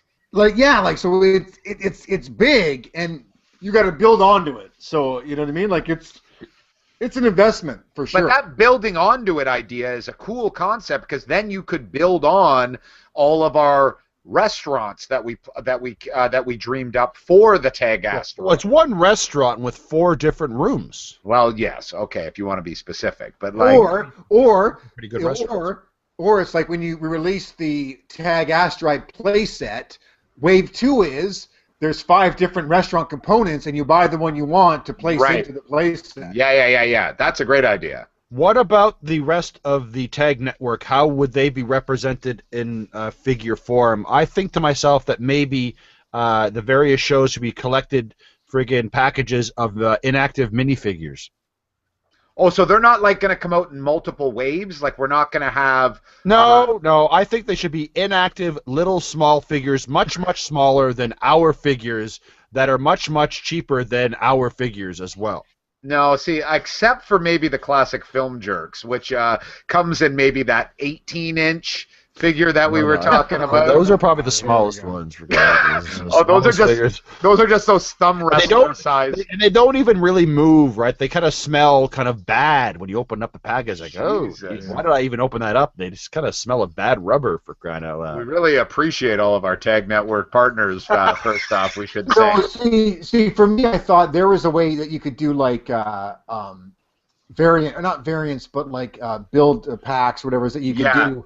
You could do like one nerd luncher in wave 3. I was thinking more of a bucket, you know what I mean? But instead of like the friggin' the monkeys that you can pull out of the friggin' barrel or whatever, it's just filled with this barely representation of all the figures from the rest of the people of the Tag Network. And you pull out and you're like, I got Chris Lockhart's sister. That was. That is so rude. That is so rude. I am trying to build the marketing arm and the the licensing arm of Atomic. The more figures we make, the more money we make. Every figure is $20. Well, excuse me for trying to make more affordable merchandise for the less, financially capable members of the planet, for crying out loud. We're making 6-inch $20 figures every round. Who would want a bucket, covered in foil on top, filled with not so popular friggin' podcasters, for crying out loud. So who's the person who gets the random box to this Andrew Bloom bucket? That's no fun. Every bucket's got Andrew Bloom. It's just basically, and Andrew's just like a little hairy ball, right? It's a marble covered in white glue and cat hair. I'm going to arrow it down on this one. I think the Tag Network, like the Cult Film Club, the Nerd Lunch Group, all those guys, they should come out in multiple waves, and we give them their just dues by they get their 8-inch, 6-inch figures. I think you can then, even if you want to expand this even farther, is you start going into real variants that we start going, there's a Deborah DiGiovanni, there's a Sawdust City Brewing Sam Corbet, there's the Atomic Geeks Wives variants. Like, you start bringing out all those, everyone that's appeared on the show. You even want to get crazy, you can have Shunning Garth Ennis as an Atomic Geek variant figure from C2E2 playset. There's a lot of ways that you could, if you want to expand the lines of all these figures, there's a fucking shitload. Well, I really regret at this point ordering 500,000 buckets from China, for crying out loud. I could probably spend my money elsewhere, I guess. Yeah, no, I'm on the same page with DJ. I think that if we're gonna invest the Atomic Geeks ducats, as we say, in the financial office of the Atomic Geeks LLC, I think it's something we got to invest in a long-term viable line. Although, not to go off on a tangent, but as a matter of fact, we've been talking about action figures this whole podcast. We didn't get into packaging, but to me, I think packaging is important because to me, I want figures that would display well. But my original where I was going with this is that it turns out that a lot of retailers are kind of backing away from action figures. It seems that there's been so much, Marvel creating these Build-A-Figures, the Star Wars, the Black Series, and people only want to buy Stormtroopers. Like Walmart and Zellers or Target, all these people are actually kind of pushing back on the retailer or the manufacturers now and saying, actually, we don't want 15 versions of a fucking Iron Man figure. Thank you very much. So it's interesting that there was this kind of collector craze, and I wonder if it's going to actually be tampered off a bit because the retailers just they can't fucking move this shit, right? There's like the point was that how many Iron Man figures does your kid need? They're not a collector. They only need one or two. You know what I mean? Yeah. No, I get that. You're never going to change people on. Action figures are always going to have as many possible versions, variants, exclusives, whatever you want to fucking call it. I mean, the kids, collectors, everybody wants as many fucking, oh, but he's got a new hat. We want that. I mean, that you're never, regardless of what parents are going to say, we want his lines to be as wide and as deep as possible. Yeah, but if sales are reflecting that certain figures are not going off the shelves, specifically those 8 versions of Iron Man, they're not going off the shelves. I mean, things are going to change pretty damn quick, for Christ's sakes. You know what I mean? Yeah, I was saying, it's not that parents are going you have too many. It's that Walmart's going, listen, Marvel, stop sending us goddamn 30 versions of Spider-Man and 30 versions of Iron Man and 30 versions of War Machine. Oh, okay. And they're like, back when I started collecting when we were in college, right? When I first bought that Kiss set over on the wall over there were no action figures in a comic book store, right? Like you'd walk in, there would be 5. You know what I mean? Now, some comic book stores are more action figures than they are comic books. That, I don't think you can sustain that type of business model. I think that there's only so many people who are willing, and especially as the price has gone up from $10 or $8 to an action figure to now everything's $20 fucking plus. You know what I mean? Like, I think that's ruining that fucking market, and that's what we're seeing happening now. Yeah, I can see that. Yeah, I mean, I go to my local comic book store, and it's like statues and action figures all over the place. But you know what? As much as again, as far as comics, spending my money on comics, I would like more money to do that. But I think I've missed out, not spending money on action figures. There's so many good ones out there, for crying out loud. I mean, I was looking today. I was on the website for friggin' Hot Toys. That friggin' 1966 Batman and Robin figures they have there. Holy fuck! They're just friggin' so unbelievable. But I mean, again, $200 is like, I mean, how much do I really like them? No, again, we didn't really talk about action figure collecting a lot on this podcast, but the Hot Toys, the Sideshow, the NECA, these guys have made the $100 action figure that is super detailed and fucking amazing. Like I showed you guys my Play Arts Kai Joker, which is like $100 figure if you buy it new. I got it for loose. That shit is amazing. Like, and again, it's because people like us grew up, and we own companies that are toy companies, and we decide to make these things. But it's like, holy fuck! Like these things are $100. Like it was either Sideshow Toys or NECA. They have these Stormtrooper figures, these 12, 18-inch Stormtroopers. They have like 12, 15 of these things. They're $100 each. There are people who have just collect those. You know what I mean? And that have a $2,000 collection, and they're 12-inch Stormtroopers. And I'm like, I don't even have one of those. I haven't paid $100. There aren't many figures I have in my collection that are worth $100. Wow. Nope, can't say I have that. I'm like Christian. I have a few action figures now. It's something that I wish I had more of. It's just one of those things where comics is always going to trump. Yeah. The content is always going to trump the ancillary things for me. Like it has to be a really special action figure for me to buy it. Like right now, I've been always on the hunt for the perfect Batman action figure. And I think for me personally, the one that I want to get, and I wish I had got it when I saw it, was the Justice League Justice League International Batman figure, where it's the whole Keith Giffen Batman. That for me personally was like one of the more better incorporations of the Batman character, and I just never got it. Now I gotta do that fucking eBay thing and all that shit. I don't know if I want to go through the fucking effort. Well, I'll keep my eye open for you, because I'm in this group of trading figures. I forgot what I was going to say again there. I have some Batman figures. I like Batman. He's a good guy to collect. But it has to be good, though. Like, I don't want to litter my friggin' shelves. Like, I see these guys on these friggin' collector shows that have everything under the sun, I want to make sure that I get friggin' certain characters, certain specific figures that is a touchstone for me, and not just a whole part of an en masse collection of everything I can find on that specific character. You know what I mean? No, I know. I mean, there's a couple there's different mentalities to collecting for sure, right? There's like, I want everything Superman, and I don't care what it is. Or there's, I have my Black Series Star Wars. I only have the bad guys. I have Stormtroopers. I have Boba Fett. I have another Stormtrooper. I have Darth Maul coming, and another Sand Trooper. I don't have Luke or any of those guys.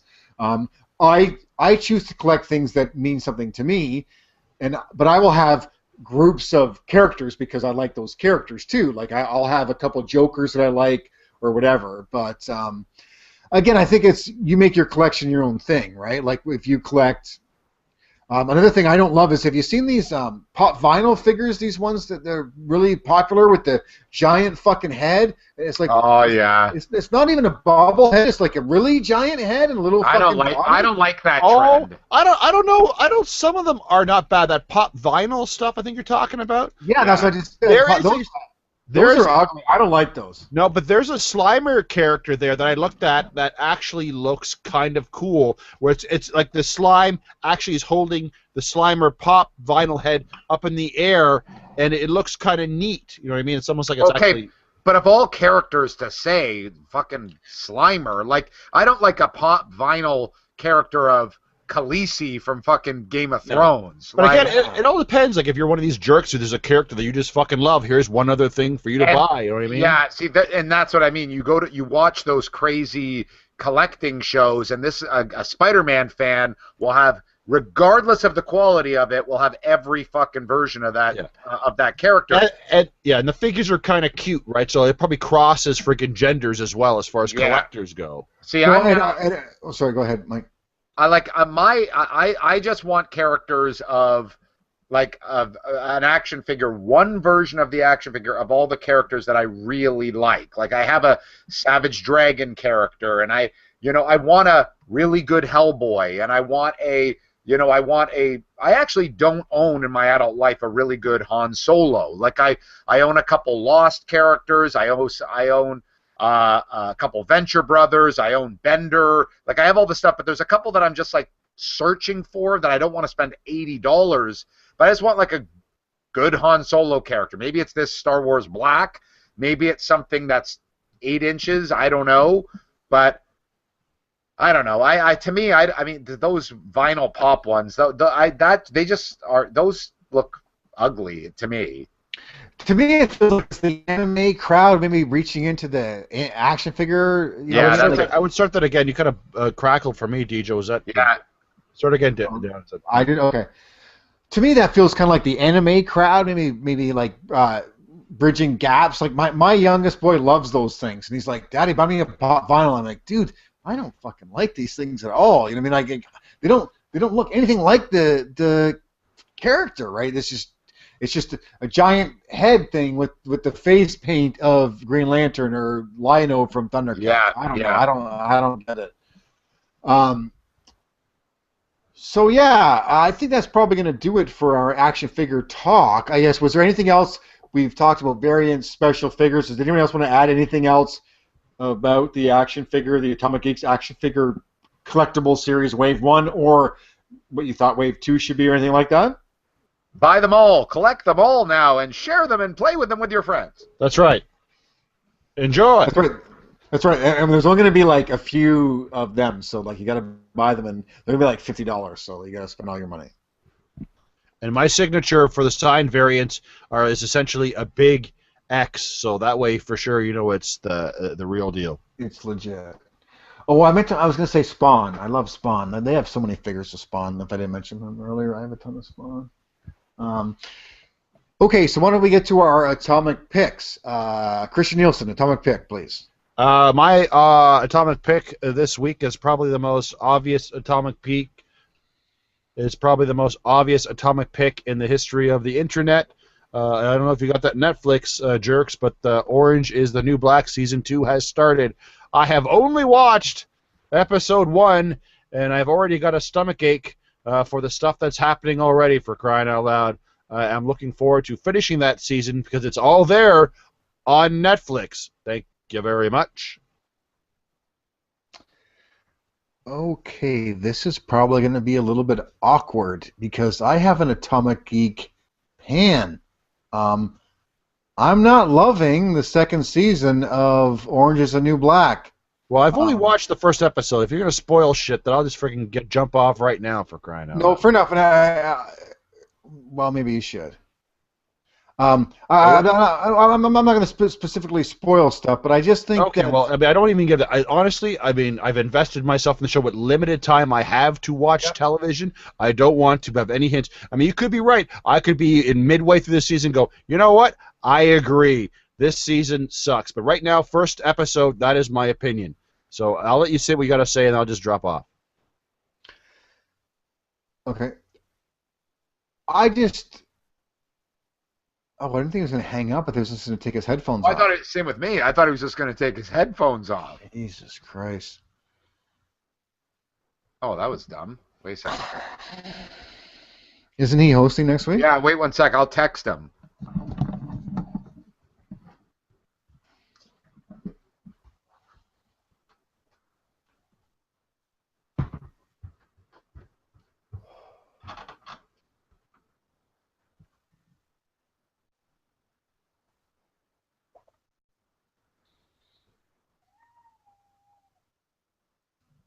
Who are you talking to, Kat? What? Who are you talking to? I'm busy. What do you want me to do? Pet you? I can't pet you. I'm busy.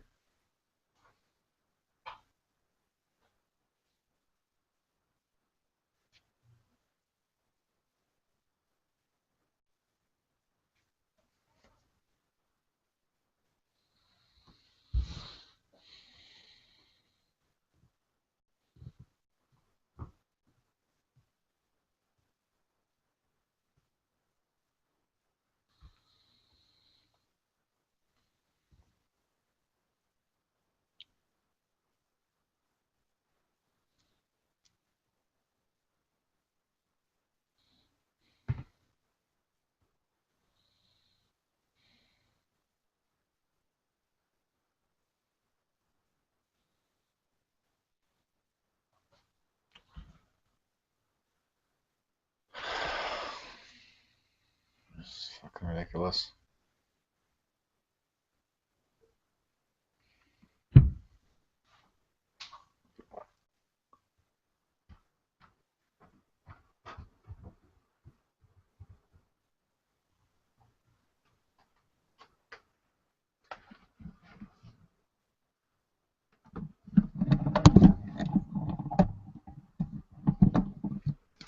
Okay, he's jumping back on. All right. Because I was the same thing too. I'm like, oh, where'd he go? Is anyone watching still? Yeah, one person. We didn't lose everybody, but okay. So why don't I just go ahead and then hopefully he doesn't interrupt. Yeah.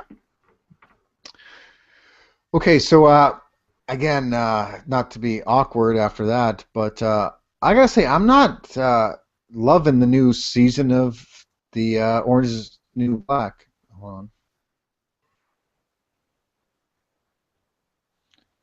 Hey, are you back? Can you hear us? Yeah, I totally forgot I had to fucking throw to me next week. We were like, I thought you were just taking your headset off. All of a sudden, you're like, no, I totally forgot they had to throw to me. I thought, well, you don't need me for the rest of the show, so I might as well just fucking go. Hey, let's go. Well, okay. So do you want to take your headset off? So I haven't done my thing yet. You haven't done it yet? Okay, fine. No, because we were waiting. We were waiting okay. to figure that shit out. So. okay, go. Yeah. Okay. Okay, so just real quick, again, not to get too spoilerish, but I'm not loving the new season of Orange is the New Black. Neither is my wife. I kind of feel like the whole concept has run its course. This chick was in jail, she's the chick, and and now it just seems like all the episodes are about lesbian sex. And I'm like, doesn't HBO have a whole bunch of other shows or about lesbian sex? I don't know. I'm kind of feel like I'm kind of done with it, and I'm interested to see what other people think as the show continues. Well, I can say I'm only 5 episodes into it currently. I think the first episode, to Christian's point, was great. I thought the first episode was really, really good. I see what you're saying. It doesn't feel like the must-watch television show that I remembered, and a lot of people at my office have already binged it and watched the entire thing already, and they're sharing similar sentiments. So it remains to be seen. Christian. Okay. Yeah, I see it. Okay. Okay. So, sorry, did you have a separate atomic pick? Yes. Okay. Sorry. Well, no, I'll throw to you. Okay. So over to you, Michael DiGiovanni. All right. Well, I'm probably a month late, but I finally saw X-Men: Days of Future Past, and don't worry, I'm not spoiling. I gotta take my headphones off. No, go ahead. I'm just kidding. Okay. And I saw X-Men: Days of Future Past finally, and I can tell you, it is a pretty goddamn good movie. I will say that. Believe the hype. Most people have said it's pretty good, and I'm going to agree.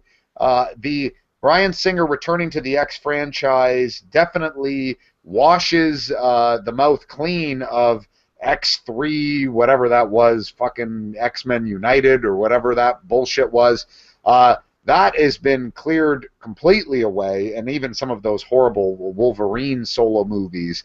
A really, really good movie. I mean, obviously it's touching on sacred ground of the X-Men lore, and they do a pretty decent job with it, and they set the next X-Men movie up to really crazy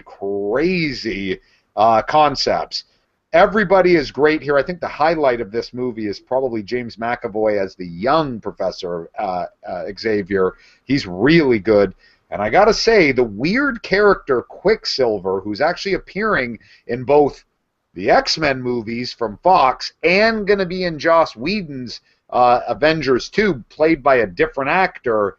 Let me just say this. Joss Whedon has his work cut out for him because Quicksilver is great in the limited scenes that he has. So I gotta say, believe the hype on X-Men: Days of Future Past. It's a pretty fun movie.